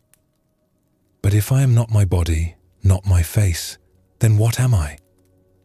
That is the question, is it not? What are you? Not what do you look like? Not what is your name or your history or your thoughts? But what are you in your most fundamental nature? Kaito turned toward him, his blind eyes somehow seeing more than most eyes did. I have never seen a face. Not yours. Not my own. Not my mother's or father's. I have never known what anyone looks like. And yet, I know people. I recognize them by their voice, their presence, the quality of their being. To me, identity has nothing to do with appearance. Then how do you know who you are? I am the awareness that hears, that feels, that experiences this moment. Not the experiences themselves, but that which knows them. Like you are the mirror maker, not the mirror. You create reflections, but you are not the reflection. Riku sat with this. So the mirrors I make, they show something true, but not the deepest truth. They show appearance, but not essence. Yes? And this is why people look in mirrors with such concern. They see an image and think that is who they are. They worry about how they look because they believe appearance defines them. They fear aging because they think they are their body. They compare their reflection to others and feel inferior or superior based on images. All because they mistake the reflection for the self. But we do have bodies. We do have faces. Are you saying these do not matter? They matter. Your body matters. But it is not you. It is something you experience. Something you move through the world in. Like clothing. Your robes matter. They keep you warm. They cover you. But you are not your robes. You can change them and still be yourself. Kaito played a few notes on his flute. The sound clear in the evening air. When I play, where is the music? In the flute? In the air? In your ears? Or in the awareness that hears? In all of those places. And in none of them, exactly. Yes. The music arises from all those conditions meeting. The flute, the breath, the air, the hearing. But the music itself is not located in any one place. It is an experience that happens when conditions align. Your sense of self is similar. It arises from many conditions. Body, memory, thoughts, sensations. But the self is not located in any one of these things. It is more like music than like an object. More like a process than a thing. Riku felt his understanding shifting. For 20 years he had been making objects that claimed to show people who they were, but they showed only surfaces, only appearances. The deeper truth, the awareness looking through the eyes, could never be reflected. So what should I tell people who buy my mirrors? That they are looking at an illusion? Kaito laughed gently. No need to disturb their purchase. Let them see what they see. But you can know differently. You can know that what you are creating shows one level of truth, the surface, and that beneath the surface is something the mirror cannot capture, the awareness itself, the consciousness that looks but cannot be looked at, the seer that has no face. After that conversation, Riku continued making mirrors, but his relationship with the work changed. He no longer saw the mirrors as showing who people were. He saw them as showing what people looked like. A subtle but important difference. The reflection was information, not identity. He also noticed something about himself. When he stopped identifying so completely with his appearance, with his body, with his thoughts, there was a quality of freedom. He was still Riku, the mirror maker, still had his face and form and history. But he did not feel confined by these things. They were part of his experience, not the totality of what he was. Sometimes customers would come in and talk about their appearance, about wanting to look different, about aging or imperfection. And Riku would feel compassion for how seriously they took the reflection. How much suffering came from believing the image was the self. He kept a mirror in his workshop, not polished perfectly, slightly clouded. When he looked into it, he could barely see his features, just a general shape, a suggestion of a face. And this felt more true somehow, because the clarity of reflection created the illusion of fixed identity. But the clouded mirror showed the truth. That appearance is always shifting, always approximate, never quite capturing what you actually are. Kaito had given him a teaching that went deeper than any instruction about metalwork ever could. That you are not what you see in the mirror. You are the awareness that sees. And that awareness has no form, no face, no reflection. It simply is. Always present, always aware, always here. The constant witness to all changing appearances. This story of Riku and the blind musician points to one of the most profound insights in Zen Buddhism. That what you call yourself, this sense of being someone, is not located where you think it is. You are accustomed to identifying with your body, your appearance, your thoughts. You look in a mirror and think that is you. But is it? Consider carefully. When you see your reflection, you are seeing an image. Light bouncing off a surface. The image changes depending on the mirror, the lighting, the angle. Which reflection is the real you? The one from 10 years ago? The one from this morning? The one you will see 10 years from now? They are all different images. So, which one is actually you? The body you identified with as a child is gone. Those cells have been replaced. That size and shape no longer exists. Yet, you still feel like the same person. You remember being that child. So clearly, you are not your body exactly. You are something that experiences having a body. Something that continues while the body constantly changes. The same is true of your thoughts. they come and go. Right now, you are thinking one thought. A moment ago, it was a different thought. Are you your thoughts? If so, which thought? The ones from yesterday? The ones happening now? The ones that will come tomorrow?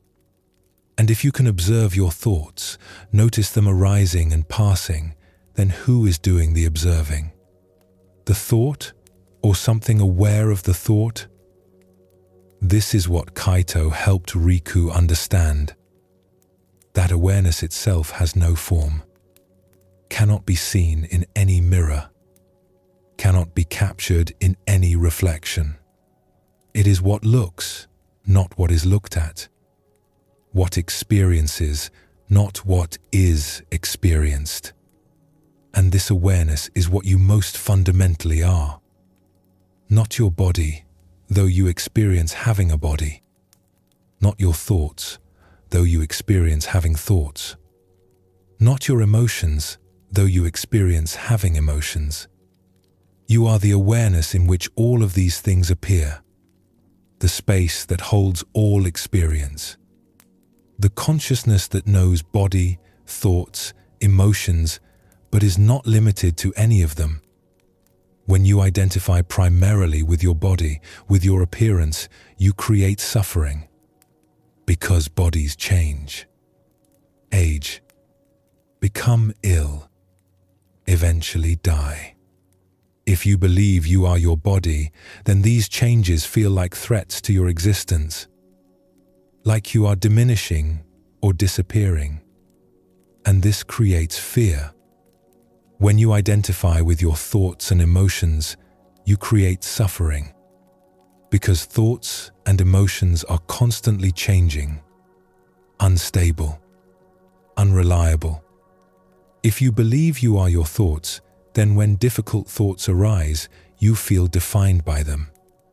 When emotions surge, you feel overwhelmed by them. You have no stable ground. But when you recognize yourself as awareness, as consciousness itself, something shifts. Bodies still change. Thoughts still arise. Emotions still move through. But you are not threatened by these changes, because you recognize that you are not the changing content. You are the unchanging awareness that witnesses all content. This does not mean you stop caring for your body or ignore your thoughts and feelings. Your body is the vehicle through which you move in the world. Your thoughts and emotions are part of your experience, but you hold them differently, not as your identity, but as part of what you experience. Like the musician is not the flute, but plays the flute. You are not the body, but experience the body. This understanding brings a quality of freedom. When you stop believing you are the reflection in the mirror, you stop suffering over the reflection. Your face ages. So what? The awareness looking through the eyes does not age. Your body changes. So what? The consciousness experiencing the body does not change. Your thoughts are sometimes disturbed. So what? The awareness that knows thoughts is never disturbed. Riku's clouded mirror showed something important. That clear reflection creates the illusion of fixed identity. You look at a sharp image and think that is solid reality. But actually, you are always changing, always in flux. The sharp mirror lies by suggesting stability. The clouded mirror tells truth by showing approximation. In Zen Buddhism, this insight about the nature of self is foundational. You are not a fixed thing, not a solid entity. You are more like a process, like music arising from many conditions, or like a river that appears continuous but is actually always new water flowing. The form continues, but the content is always changing. and beneath both form and content is the awareness that knows them. That awareness is what you most truly are. This is not a belief to adopt. It is something to investigate directly. Look for the self you think you are. Where is it located? In your body? Which part? In your brain? But you can observe your thoughts, so you must be something other than thoughts. In your feelings? But you can notice feelings arising, so you must be something other than feelings. Keep looking. Keep inquiring.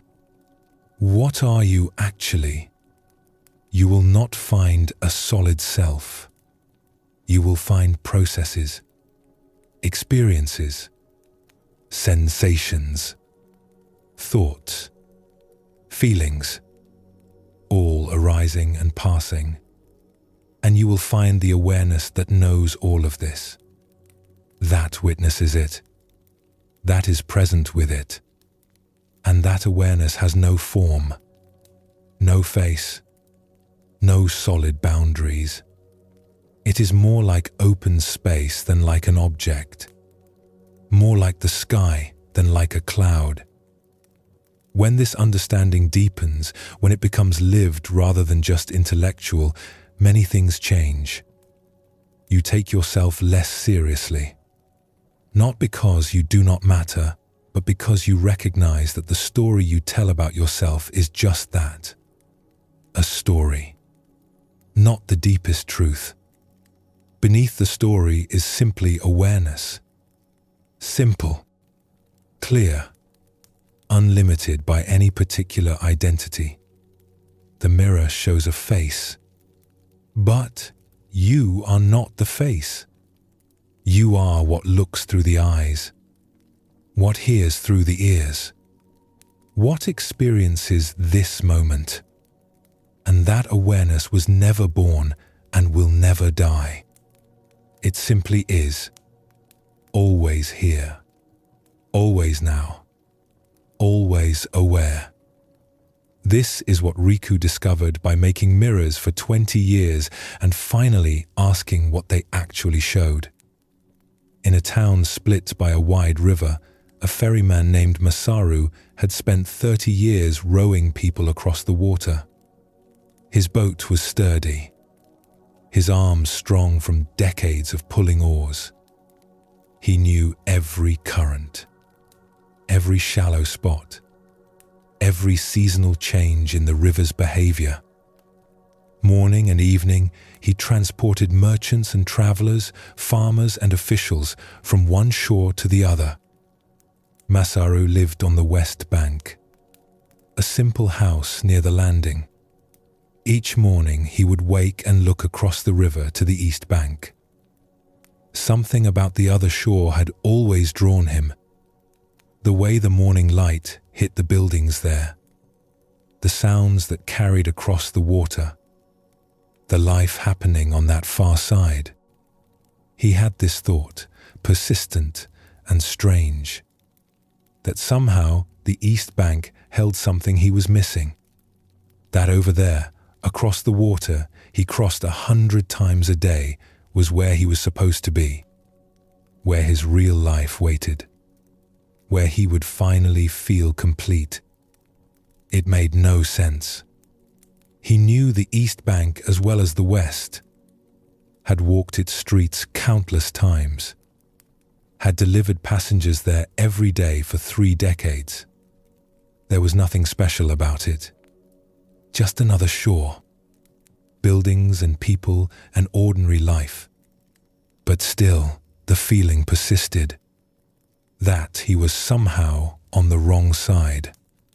That crossing the river would finally bring him home. One day, a monk came down to the landing. He wanted passage across.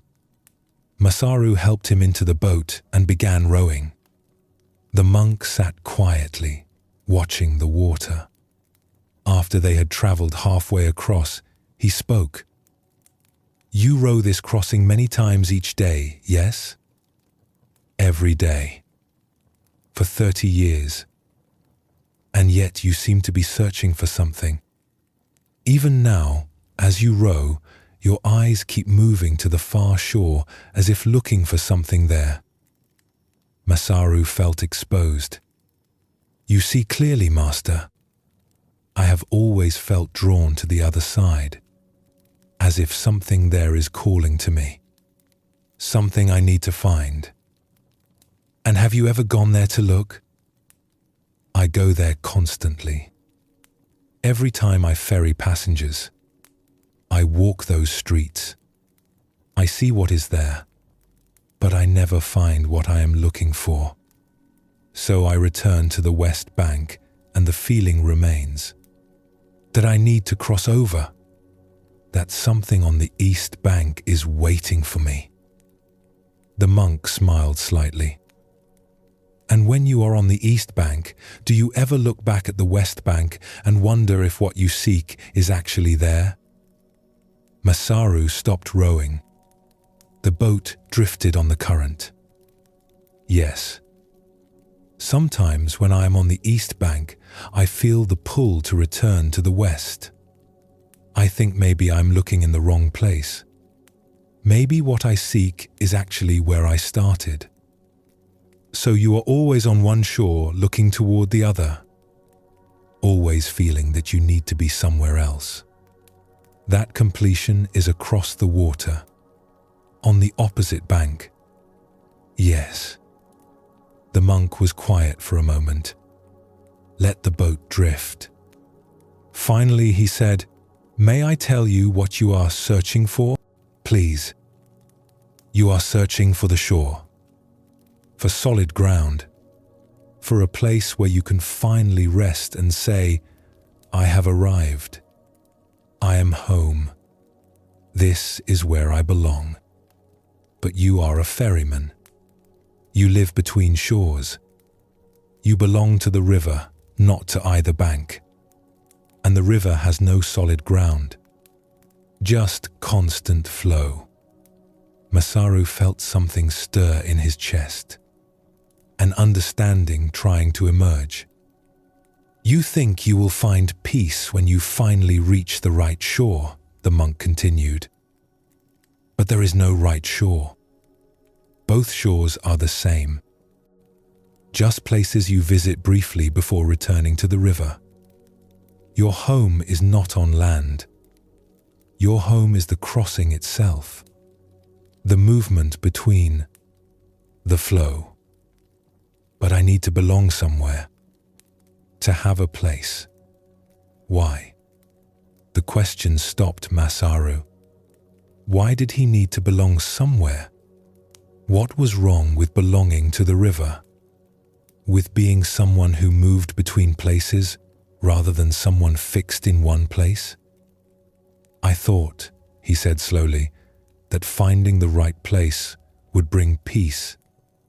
That arrival would end this restless searching. But you have never been lost, the monk said gently. You have always been exactly where you are, rowing this boat, crossing this river, moving between shores. This is your place, not the West Bank or the East Bank, but the river itself, the crossing, the space between. He gestured to the water around them. Right now, you are neither on the West Bank nor the East. You are in between. And this troubles you. You think being in between is temporary, that it is a transition to the real destination. But what if this is the destination? What if the crossing is not the path to home, but is home itself? Masaru looked around. They were suspended over deep water, the West Bank behind them, the East Bank ahead, neither close enough to touch. Just the boat and the river and the sky. And for the first time, he noticed how peaceful this was, how quiet, how complete, not going anywhere, not coming from anywhere, just here in the middle of the river in the middle of the crossing. "You have been looking for something," the monk said, "that you already have. You think peace is somewhere else, on a different shore, in a different life. But peace is here, in this boat, on this river, in this moment of crossing. You do not need to arrive anywhere.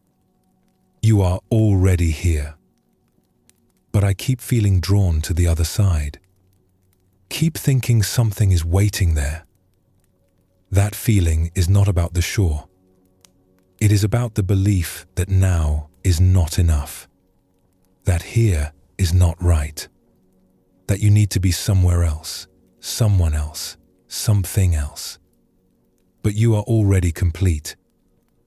This moment is already whole. The crossing contains everything you need, not because it is special, but because there is nothing missing from this moment except what you imagine should be here, but is not." Masaru picked up the oars again, continued rowing, but something had shifted.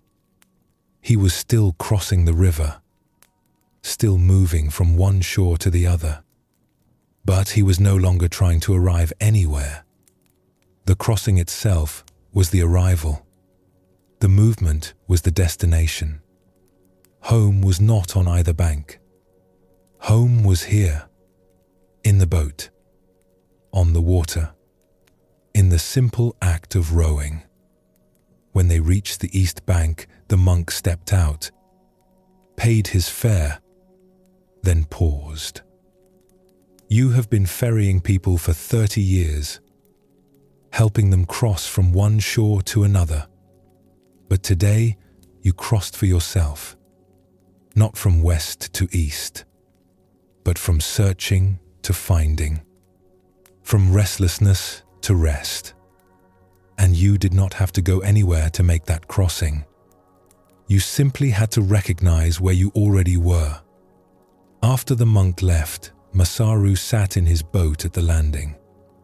He looked at the west bank across the river, the shore where he lived, where his house stood, and he felt no pull to return to it. Not yet. He was here now, on the east bank, and here was complete, was enough, was home. Later, when he did row back across, he noticed something. The feeling of needing to reach the other side was gone. He rowed not to arrive somewhere, but simply because rowing was what he was doing. The boat moved through water. His arms pulled the oars. The river flowed beneath him. And all of this was enough, was complete, was exactly what it was. He understood now what the monk had shown him, that he had been searching for something he already had. That peace was not on either shore, but in the recognition that wherever he was already home. That the restless seeking for some other place, some other moment, some other state was what kept him from experiencing the peace that was always available right here. Years passed. Masaru continued ferrying people across the river, but he no longer lived in longing for the opposite shore. He lived in the crossing itself, in the simple present moment of being exactly where he was, rowing when rowing, resting when resting, on the west bank when on the west bank, on the east bank when on the east bank. Each moment complete in itself, each place home because home was not a location.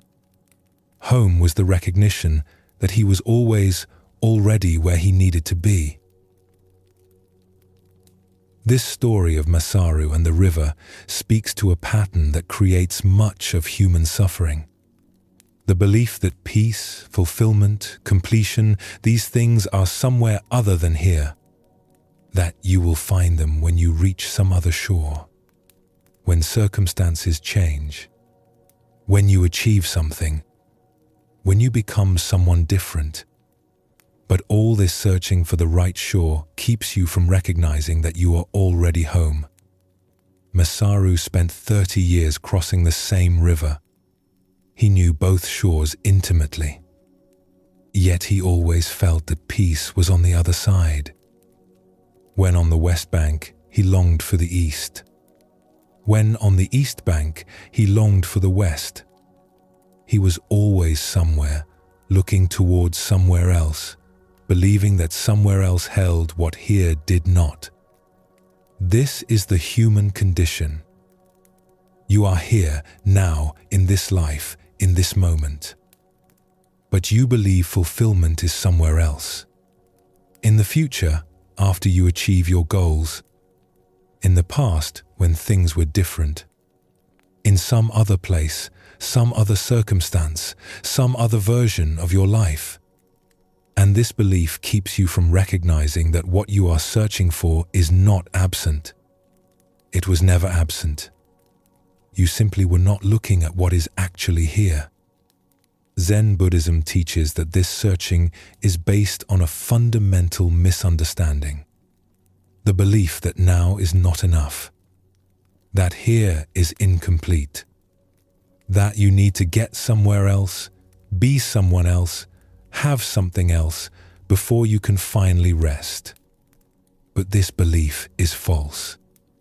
Not because you will eventually reach the right shore and find what you seek there, but because there is no right shore. Both shores are equally home. All moments are equally complete. Peace is not a destination. It is recognizing where you already are. The monk's teaching to Masaru was direct. You are searching for what you already have. The searching itself is what keeps you from recognizing it. When you stop looking for peace somewhere else and simply notice what is here, you discover that peace was never absent. It was just obscured by your belief that it had to be found elsewhere. This does not mean your circumstances do not matter. Masaru still needed to row his boat, still needed to eat and sleep and maintain his livelihood. The monk was not suggesting he should stop working or stop having preferences. He was pointing to something deeper, that underneath all circumstances, regardless of what shore you are on, there is a fundamental okayness, a completeness, a home that is always here because it is not dependent on external conditions. When you believe peace depends on circumstances, you become a slave to circumstances. You are always trying to arrange life so that it matches your picture of how it should be. And when life does not match that picture, you suffer. You feel something is wrong. You feel you are in the wrong place. You feel you need to get somewhere else. But when you recognize that peace is not dependent on circumstances, something profound shifts. Circumstances still change. Some pleasant, some unpleasant. But your fundamental sense of okayness is not disturbed by these changes, because it is not based on anything external. It is based on the simple recognition that wherever you are here. And here is always enough, because there is nowhere else to be. Masaru's realization happened in the middle of the river, not on either shore, not at some destination, but in the crossing itself, in the space between. And this is significant, because much of your life is spent in between where you were and where you are going, between what just happened and what will happen next, between who you used to be and who you are becoming. And if you treat all of this in-between time as just transition, as just something to get through before arriving somewhere real, you miss most of your life. The crossing is not less real than the shores. The movement is not less important than the destination. This moment, right now, wherever you are in your journey, is not practice for real life. It is real life. It is the only life there is. And when you can recognize this, when you can meet this moment as complete rather than as insufficient, everything changes. You stop waiting for some future moment to start really living. You stop believing that happiness is somewhere ahead, something you will reach after you accomplish certain things. You recognize that happiness, peace, fulfillment, these are available right now. Not because circumstances are perfect, but because you are here, aware, alive. And that is enough. That has always been enough. This teaching from Zen Buddhism is both simple and profound. Stop searching, not because you have found what you were looking for, but because what you were looking for was never lost. Peace is not absent. It is just obscured by your belief that it should be found somewhere else. When you stop looking away from here, when you stop believing elsewhere is better, when you simply rest in where you actually are, you discover what Masaru discovered. That you have always been home. That the crossing is not leading home. The crossing is home. This moment is not lacking anything except what you imagine it should contain, but does not. Your breath right now. Your body in this moment. The simple fact of being aware. This is not preparation for peace. This is peace. Available always. Here always. Never absent. Just waiting for you to stop searching long enough to recognize it. As you rest now, breathing naturally, these teachings about the nature of self settle into your awareness. You are not what you see in mirrors, not the changing body or the passing thoughts. You are the awareness that witnesses all changing things. And that awareness is not somewhere else, not on some other shore, not in some future moment. It is here, now, always present, always home. This simple recognition is what Zen Buddhism points to again and again. Stop searching. Stop becoming. Stop trying to arrive. You are already here. You have always been here. And here is complete. A farmer named Daichi worked land that his family had farmed for generations. The fields were modest but fertile. Each year he planted rice in the spring, tended it through summer, harvested in autumn. The work was hard but predictable. The land provided enough to feed his family and sell a small surplus at market. The village where Daichi lived depended on the seasonal rains. Spring rains filled the paddies. Summer rains sustained the growing rice. Without adequate rain, the harvest failed. Everyone knew this. Rain was life. This particular spring, the rains did not come. Week after week, the sky remained clear. Daichi planted his rice seedlings as usual, hoping the rain would arrive soon. But the paddies began to dry. The seedlings wilted. Still no rain came. Daichi tried everything he could think of.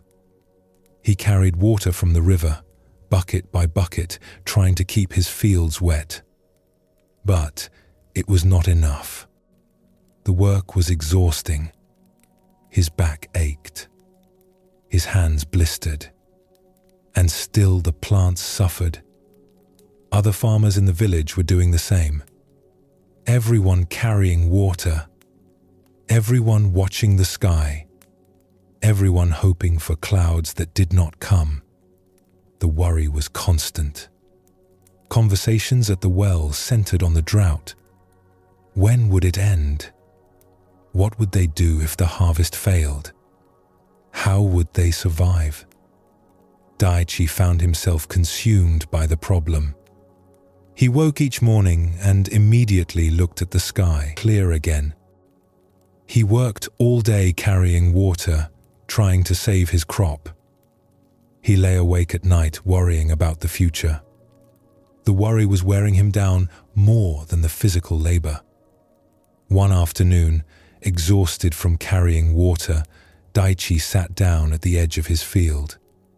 He was too tired to continue, too discouraged to keep fighting. He looked at his withering rice plants and felt defeated. An old woman was walking along the path beside his field. Her name was Ume. She lived alone at the edge of the village. She had farmed once, but was now too old for such work. She saw Daichi sitting there and approached. "The drought is hard," she said, settling herself on the ground beside him. "I do not know what to do," Daichi said. "I work all day and it is not enough. The plants are dying. My family depends on this harvest, but I cannot make it rain." Ume was quiet for a moment. Then she asked, "Are you trying to make it rain?" "No, of course not. But I am trying to save my crop, trying to keep the plants alive until the rain comes." "And is it working?" Daichi looked at his struggling fields. "No, not really. Some plants are surviving, but barely. Most are too far gone. So you are exhausting yourself for something that may not be possible. What else can I do? Should I just give up? Let everything die?" "I am not saying that. But I notice you are carrying two burdens. The burden of the actual work, carrying water, and the burden of believing you can prevent this drought from affecting you. The work is unavoidable. But the second burden, that one you are adding yourself." Daichi felt frustration rising. "So I should just accept that my family will go hungry?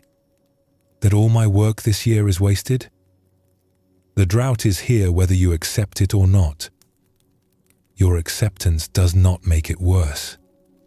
But your resistance makes you suffer more. You are fighting against something you cannot change.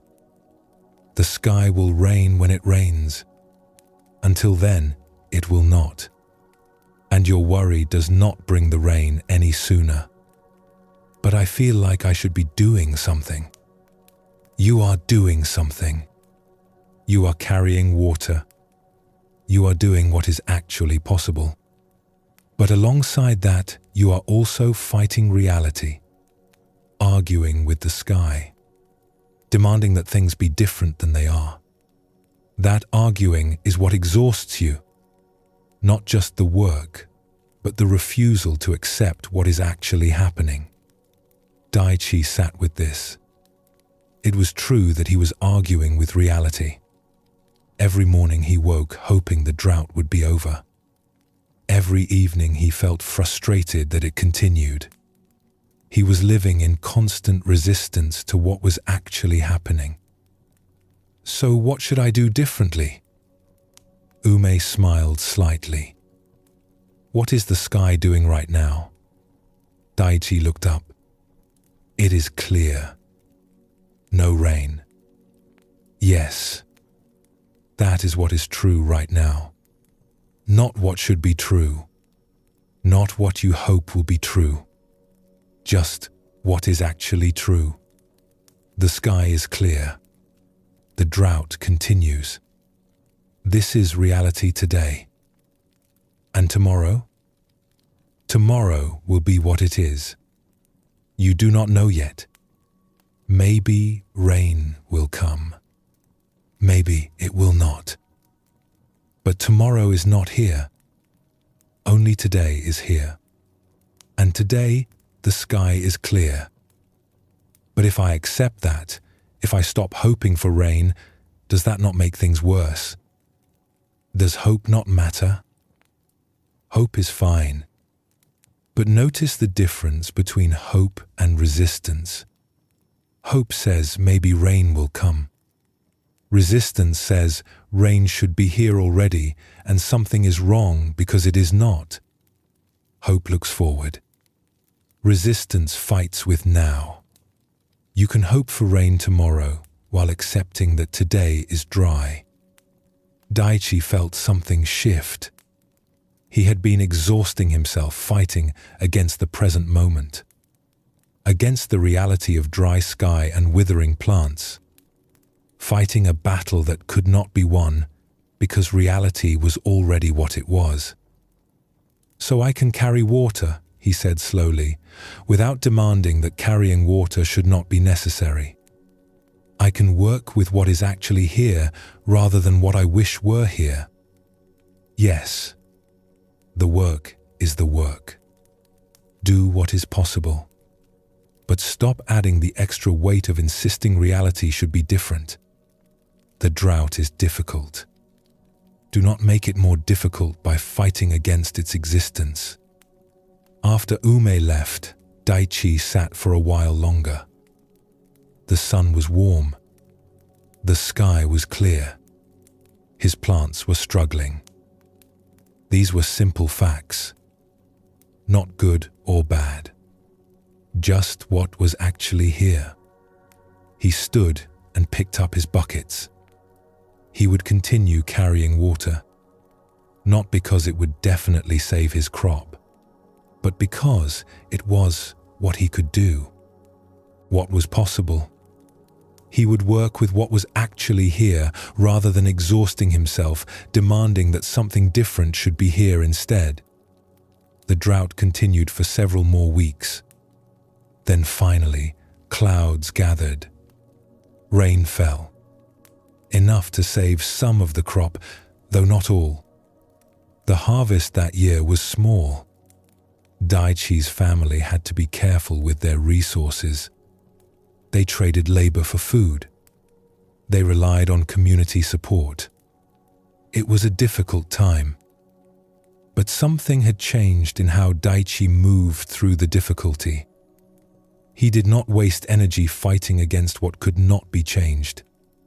He did not lie awake arguing with reality. He met each day as it was, worked with what was possible, accepted what was not. And in that acceptance, he found he had more energy for the actual work, for the real challenges, for doing what could be done rather than exhausting himself, wishing circumstances were different. The next spring, rain came as usual. Daichi planted his fields again, but he held the work differently now. He knew that next year might bring another drought, or floods, or some other challenge he could not foresee or control. And that was all right. He would work with whatever came, meet reality as it actually was, save his resistance for things that could actually be changed, and let go of fighting against things that could not. This story of Daichi and the drought touches something familiar. The exhaustion that comes not just from difficult circumstances, but from fighting against those circumstances. From insisting that reality should be different than it is. From carrying the double burden of both the actual problem and the resistance to the problem existing. The drought was difficult. Real hardship. Daichi's worry about his family's survival was legitimate. His efforts to save his crop were appropriate. None of this was the problem. The problem was the additional layer, he added. The constant argument with reality. The mental and emotional energy spent wishing things were different. Demanding that the sky should rain. Feeling that something was wrong with the universe because circumstances were hard. This pattern shows up everywhere in human experience. Circumstances arise that we do not want. Illness, loss, disappointment, change. And alongside the actual difficulty of the circumstance, we add resistance. We say this should not be happening. This is unfair. This is wrong. Why me? Why now? And all this resistance creates additional suffering beyond what the circumstance itself requires. Umei's teaching was simple. The drought is here whether you accept it or not. Your acceptance does not make it worse. But your resistance makes you suffer more. This is worth sitting with. When we resist reality, when we fight against what is already true, what do we actually accomplish? Does the resistance change the circumstance? Usually not. Does it help us respond more skillfully? Usually not. What it does is drain our energy, scatter our attention, add layers of mental anguish to actual difficulty. Acceptance does not mean liking what is happening. Daichi did not need to like the drought, did not need to feel glad about it or pretend it was fine. Acceptance means acknowledging what is actually true. The sky is clear. The plants are struggling. This is what is happening right now. Not fighting against these simple facts. There is something here about the difference between accepting reality and giving up on action. Daichi worried that accepting the drought meant he should stop carrying water. Stop trying.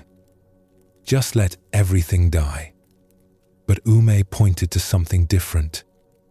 Accept what is true and then work with what is true. Not work against it. Not waste energy arguing with it. Just respond to what is actually here. When Daichi stopped fighting against the drought's existence, he still carried water. Still did the work. But he carried it differently. Without the extra weight of resistance, without the constant mental argument about how things should be different. Just doing what was possible with what was actually here. And this made the work more sustainable, less exhausting, because he was carrying one burden instead of two. This distinction appears throughout Zen Buddhism, between accepting what is and becoming passive. Acceptance is not passivity, it is clarity. Seeing what is actually true without the distortion of wishing it were different. And from that clarity, responding appropriately. Doing what can be done. Changing what can be changed. But not wasting energy fighting battles against reality itself. Rain comes when it comes. The sky does not consult our preferences. Circumstances arise according to their own causes and conditions, most of which are beyond our control or influence. We can work with circumstances. We can respond to them. We can do what is possible within them. But we cannot make reality different through sheer force of resistance or wishful thinking. Daichi discovered that acceptance actually gave him more energy for useful action. When he stopped spending energy on resistance, that energy became available for the actual work. For carrying water, for caring for his family, for finding creative solutions. The resistance had been draining him more than the physical labor. There is a kind of peace that emerges from this way of meeting life.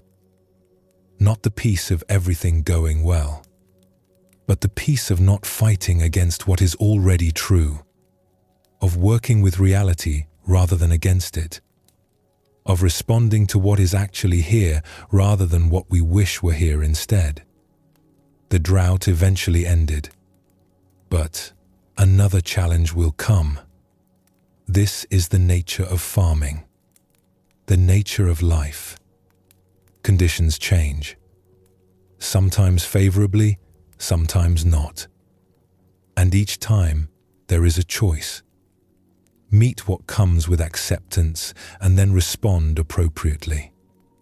Or fight against its existence and exhaust ourselves in futile resistance before finally doing what needs to be done anyway. In a small town known for its tea ceremony tradition, a man named Ryota had practiced the art for 50 years.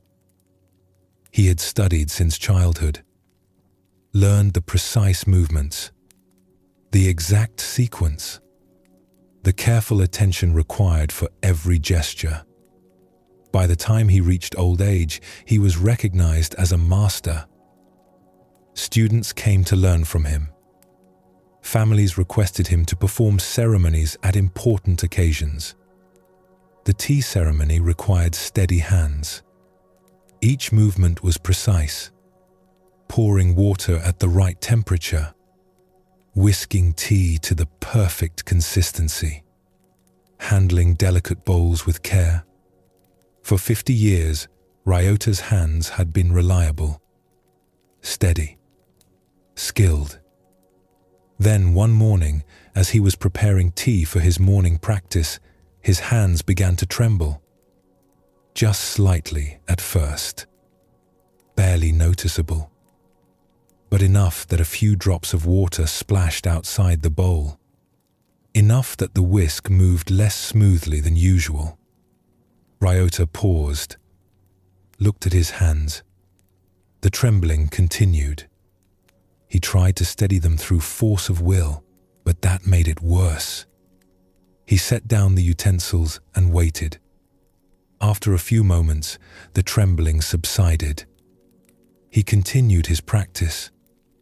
But over the following days, the trembling returned.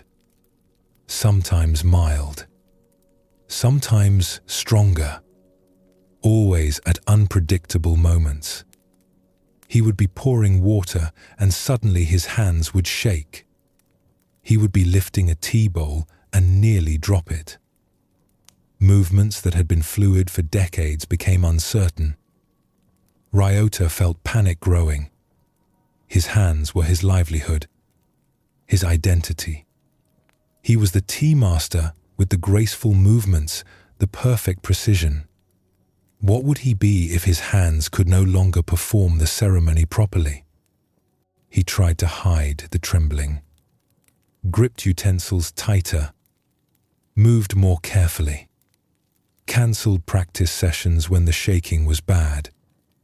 But he knew he could not hide it forever, and the effort to hide it was exhausting.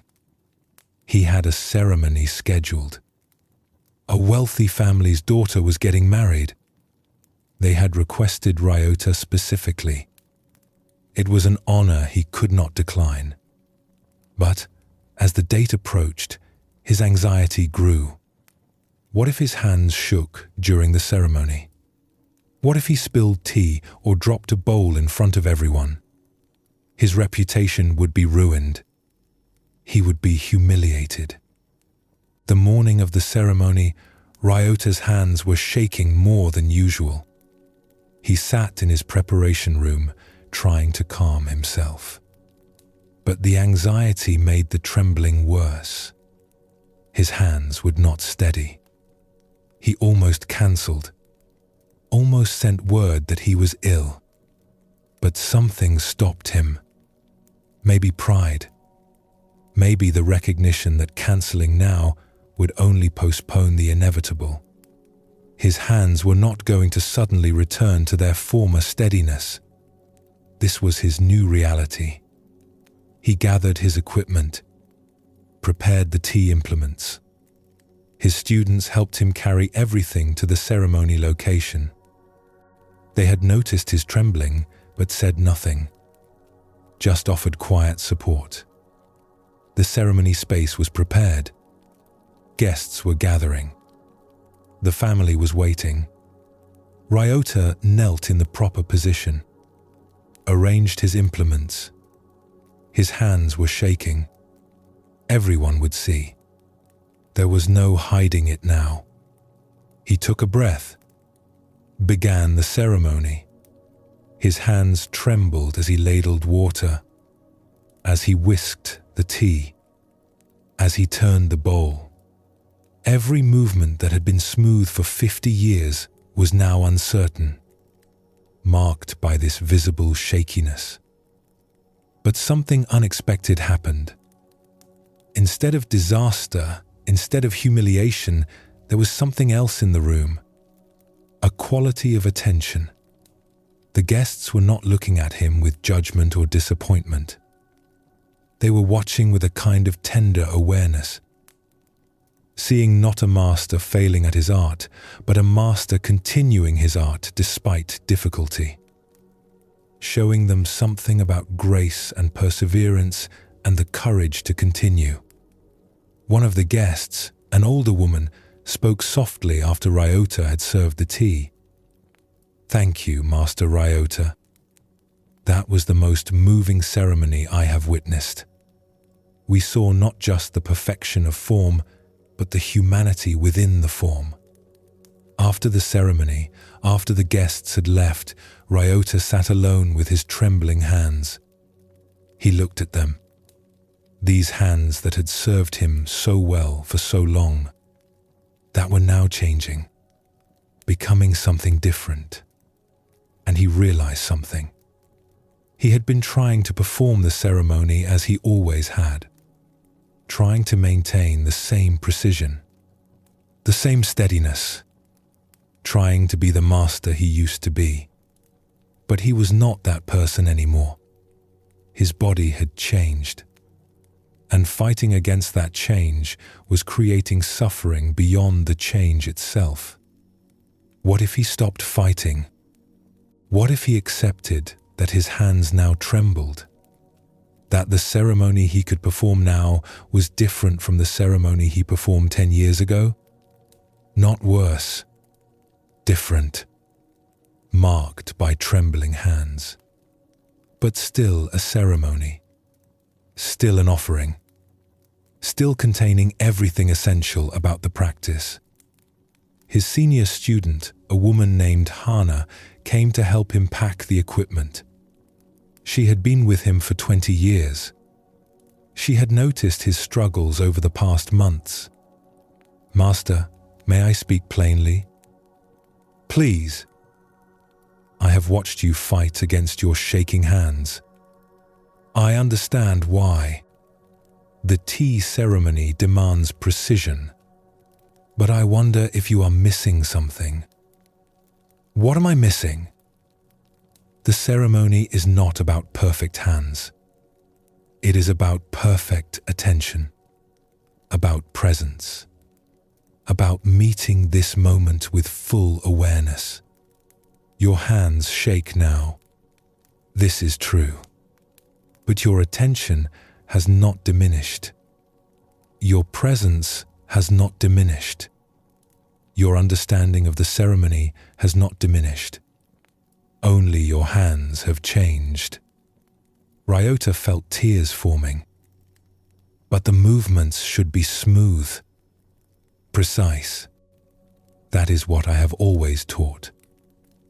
Yes, when smooth and precise are possible, that is beautiful. But when they are not possible, what then? Do we abandon the practice? Or do we find the practice within new limitations? I do not know how to do this ceremony with shaking hands. Then perhaps you are learning a new ceremony, the ceremony of acceptance, of continuing despite difficulty, of showing that practice is not about perfection, but about presence, about doing what is possible with what is actually here." Over the following weeks, Ryota slowly stopped fighting against his trembling hands. He did not try to hide them, did not cancel sessions, did not grip utensils tighter trying to force steadiness. He just performed the ceremony as he could perform it now, with trembling hands, with less precision than before, but with complete presence. His students noticed something. The ceremonies had a different quality now. less formal, more intimate.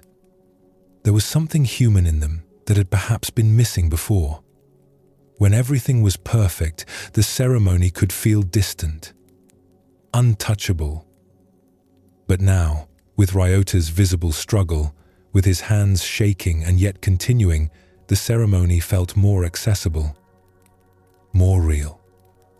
Students who had been intimidated by the precision required found themselves more willing to try. If the master's hands could tremble and he could still perform the ceremony, maybe their own imperfections were acceptable too. Maybe the point was not achieving flawless execution, but bringing full attention to the practice, regardless of how the execution turned out. Ryota realized something profound. He had spent 50 years pursuing perfection in the tea ceremony, and there was value in that pursuit. It had developed his skill. But somewhere along the way, he had confused perfection of form with the essence of the practice. He had thought the ceremony was about precise movements, but the movements were just the container. The essence was something else, something that remained even when the movements became imperfect. The essence was presence, attention, the quality of awareness brought to each moment, the care taken with each gesture, the respect shown to the implements, to the tea, to the guests. All of this remained even when his hands shook. Was even perhaps more visible now that the distraction of perfect technique was removed. He continued teaching, continued performing ceremonies. His hands never stopped trembling. If anything, they got worse as he aged. But he was no longer fighting against them. They trembled, and he worked with that trembling, found the ceremony that was possible within that limitation, and in doing so, taught his students something deeper than technique. He taught them about meeting life as it actually is, about continuing practice even when circumstances change, about finding what is possible rather than mourning what is no longer possible. Years later, near the end of his life, a young student asked him, "Master, do you wish your hands were steady again?" Ryota looked at his trembling hands, considered the question. "Sometimes," he said honestly, "but these hands have taught me something my steady hands never could. They have taught me that the practice is not the movements. The practice is the presence. And presence is possible regardless of whether hands shake or stay still. I am grateful for what these hands have shown me." This story of Ryota and his trembling hands speaks to something that touches everyone eventually. The changes that come with aging, with illness, with any circumstance that limits what was once possible, and the choice we face in those moments. To fight against the change, to mourn endlessly what is lost, or to discover what is possible within the new limitations. Ryota's identity was built around his skill, his steady hands, his precise movements. For 50 years, these things defined him, made him valuable, made him who he was. When his hands began to tremble, it felt like a threat to his very existence. If he was not the master with perfect technique, who was he? This is the crisis that comes when our abilities change, when our bodies no longer do what they once did easily, when age or illness or circumstance limits us in ways we never anticipated. We feel that we are losing ourselves, that the change diminishes who we are, and we fight against it with everything we have. But fighting against the body's natural changes is exhausting. Ryota tried to force his hands steady, tried to hide the trembling, tried to perform the ceremony as if nothing had changed. And all this effort created suffering beyond what the trembling itself required. The trembling was just a physical fact. The suffering came from his resistance to that fact, from his belief that he should still be who he was 10 years ago. What shifted for Ryota was the recognition that he could not be who he was 10 years ago. That person was gone. His body had changed, and no amount of resistance would change it back. But this did not mean he had to abandon his practice.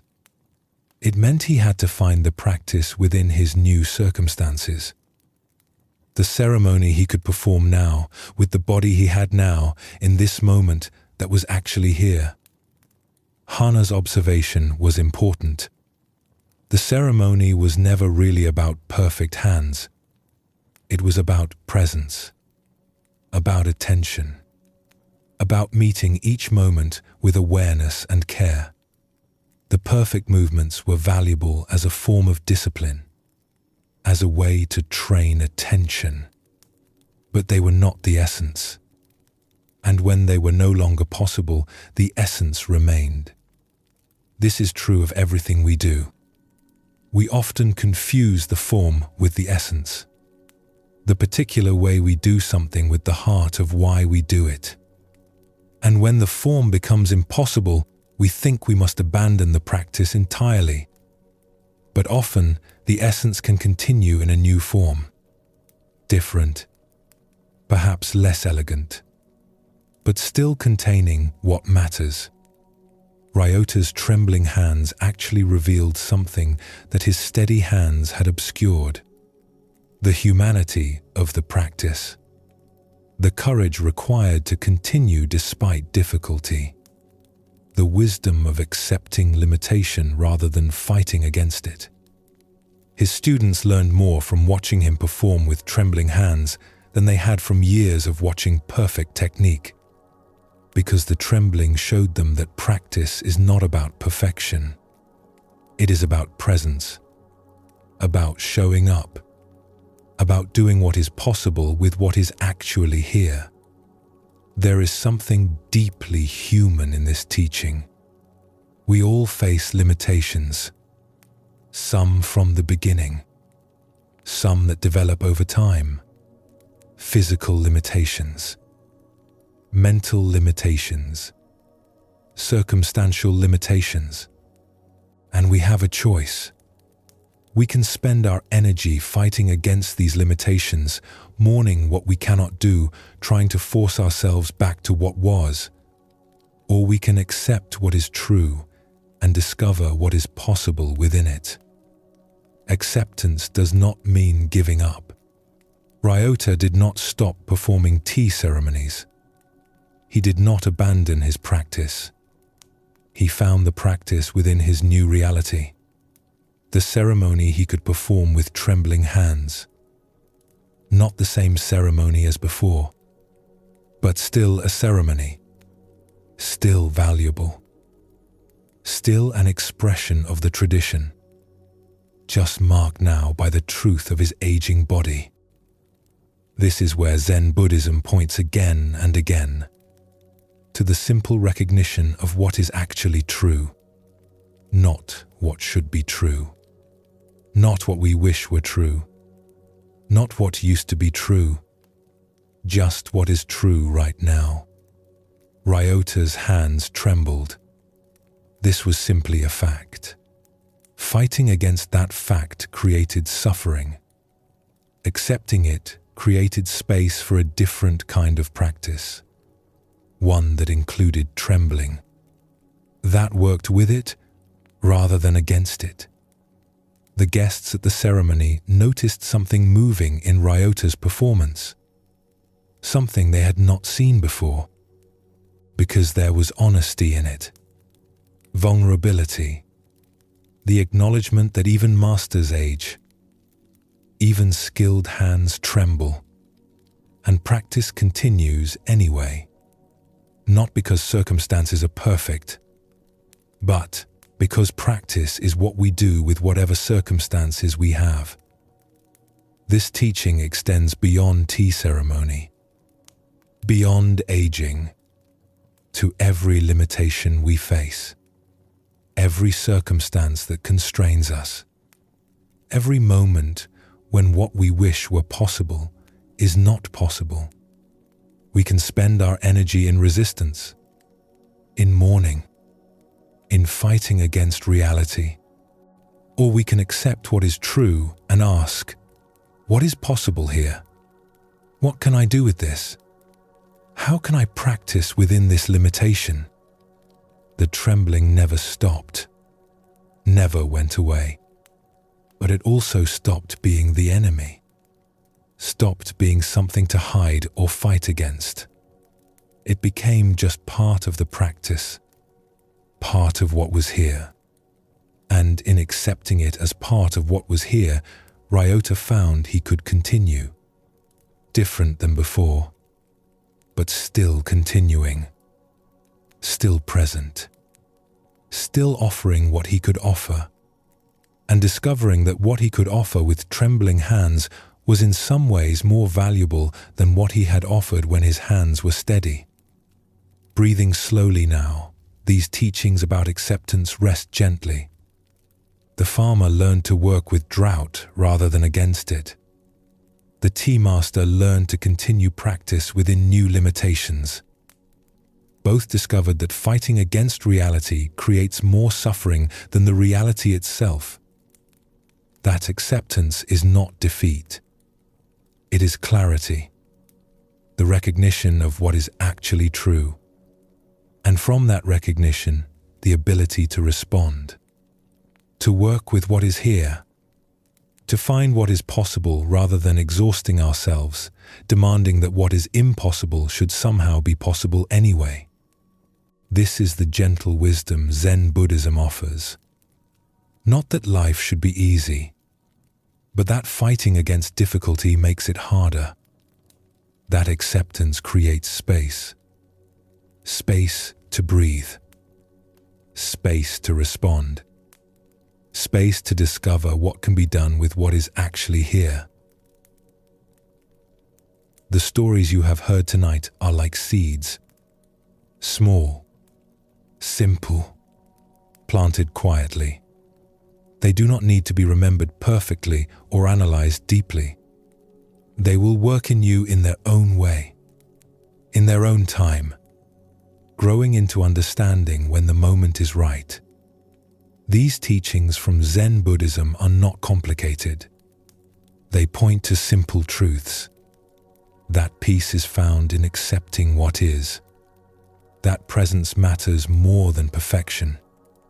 That you are not what you think you are. That holding tightly creates suffering. That resistance exhausts.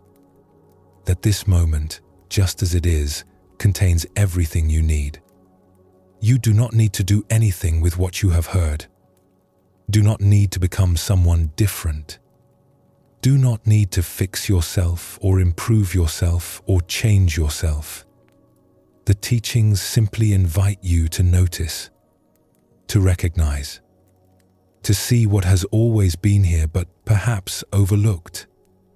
Your breath has continued throughout these hours, in and out, without effort, without trying. This simple rhythm has been here all along, present, reliable, available, a reminder that life continues, that you continue, that each moment arrives fresh, regardless of what came before. As you rest now, or as you move towards sleep, know that you carry nothing you do not need. The stories are here if they serve you. The teachings are available if you wish to return to them. But you are complete already, not lacking, not broken, not in need of fixing, just here, just breathing, just being. Thank you for walking this path tonight, for listening, for allowing these ancient words to find their way to you. May you rest well. May you wake refreshed. May you meet tomorrow with the same gentle awareness that has been here all along, quiet and patient, waiting for you to recognize it. Sleep well, and thank you for joining us here at Sleepy Monk.